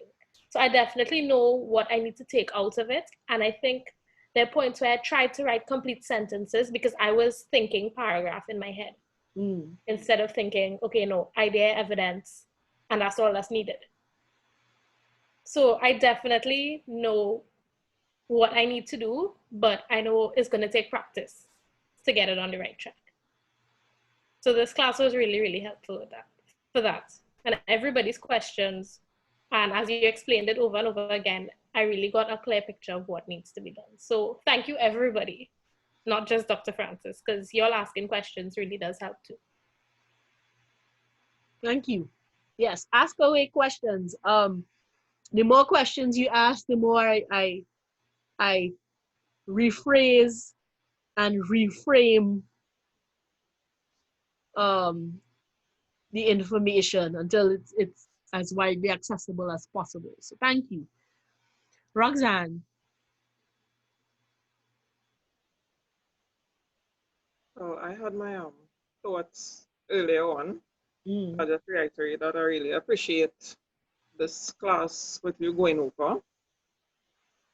And basically that's it, because I was having some issues with exactly how long the thesis statement should be, how long everything should be at this level. So for me, I grasp a lot in this class where you recap everything. So thanks. Thank you. Right, and I like to tell students it's not the length, it's the impact. Sometimes your thesis statement could be 4 words, but the impact of those 4 words, it's worth 500. It's worth a dissertation, right? The analogy that's springing to mind is Muhammad Ali, and they asked him to say a poem, and he said, as what is it? Me, we.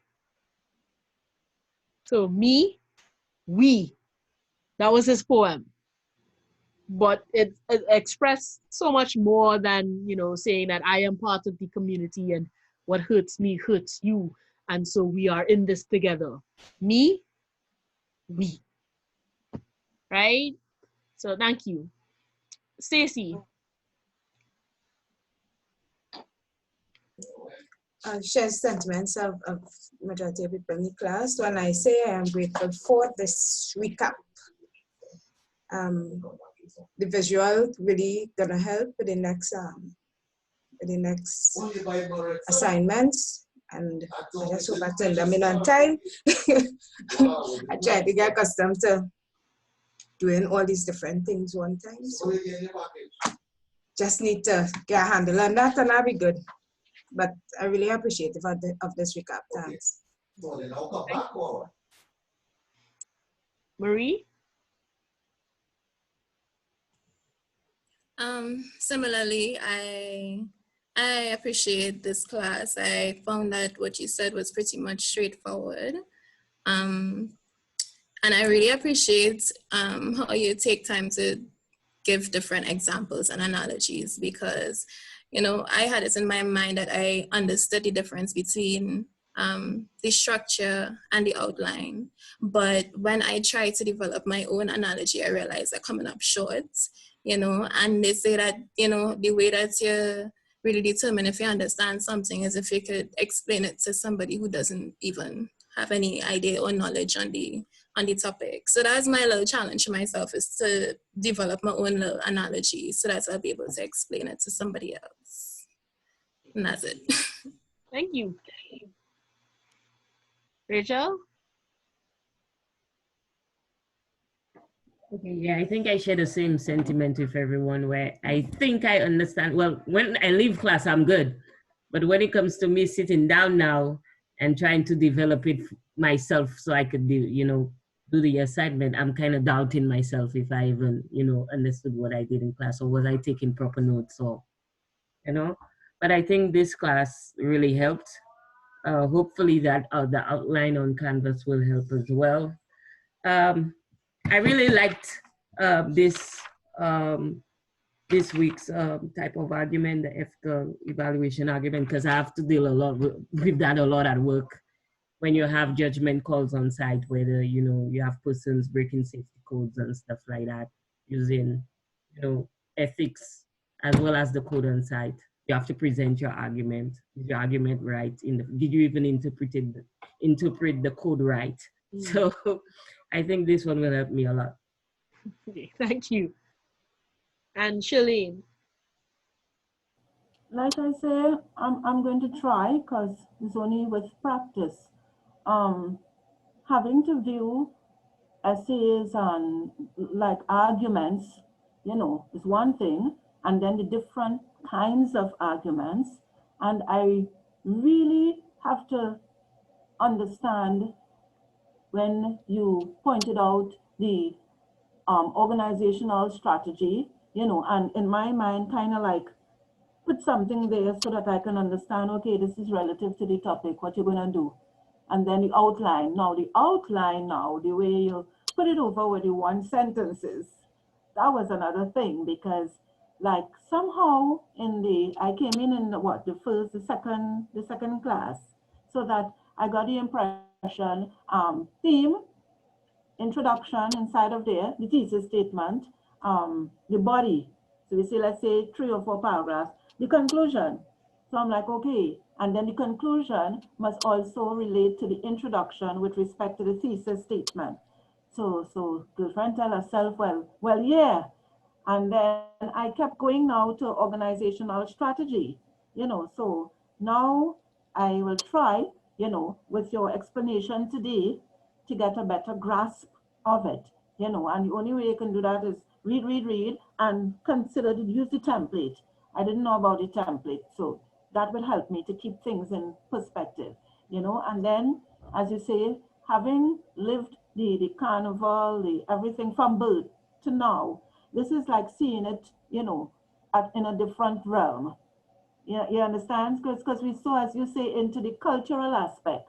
Now we in the theory area of expressing all of these things. So, it's now really seeing things differently, how we carnival, calypso tents, the whole 9 yards of it, the history.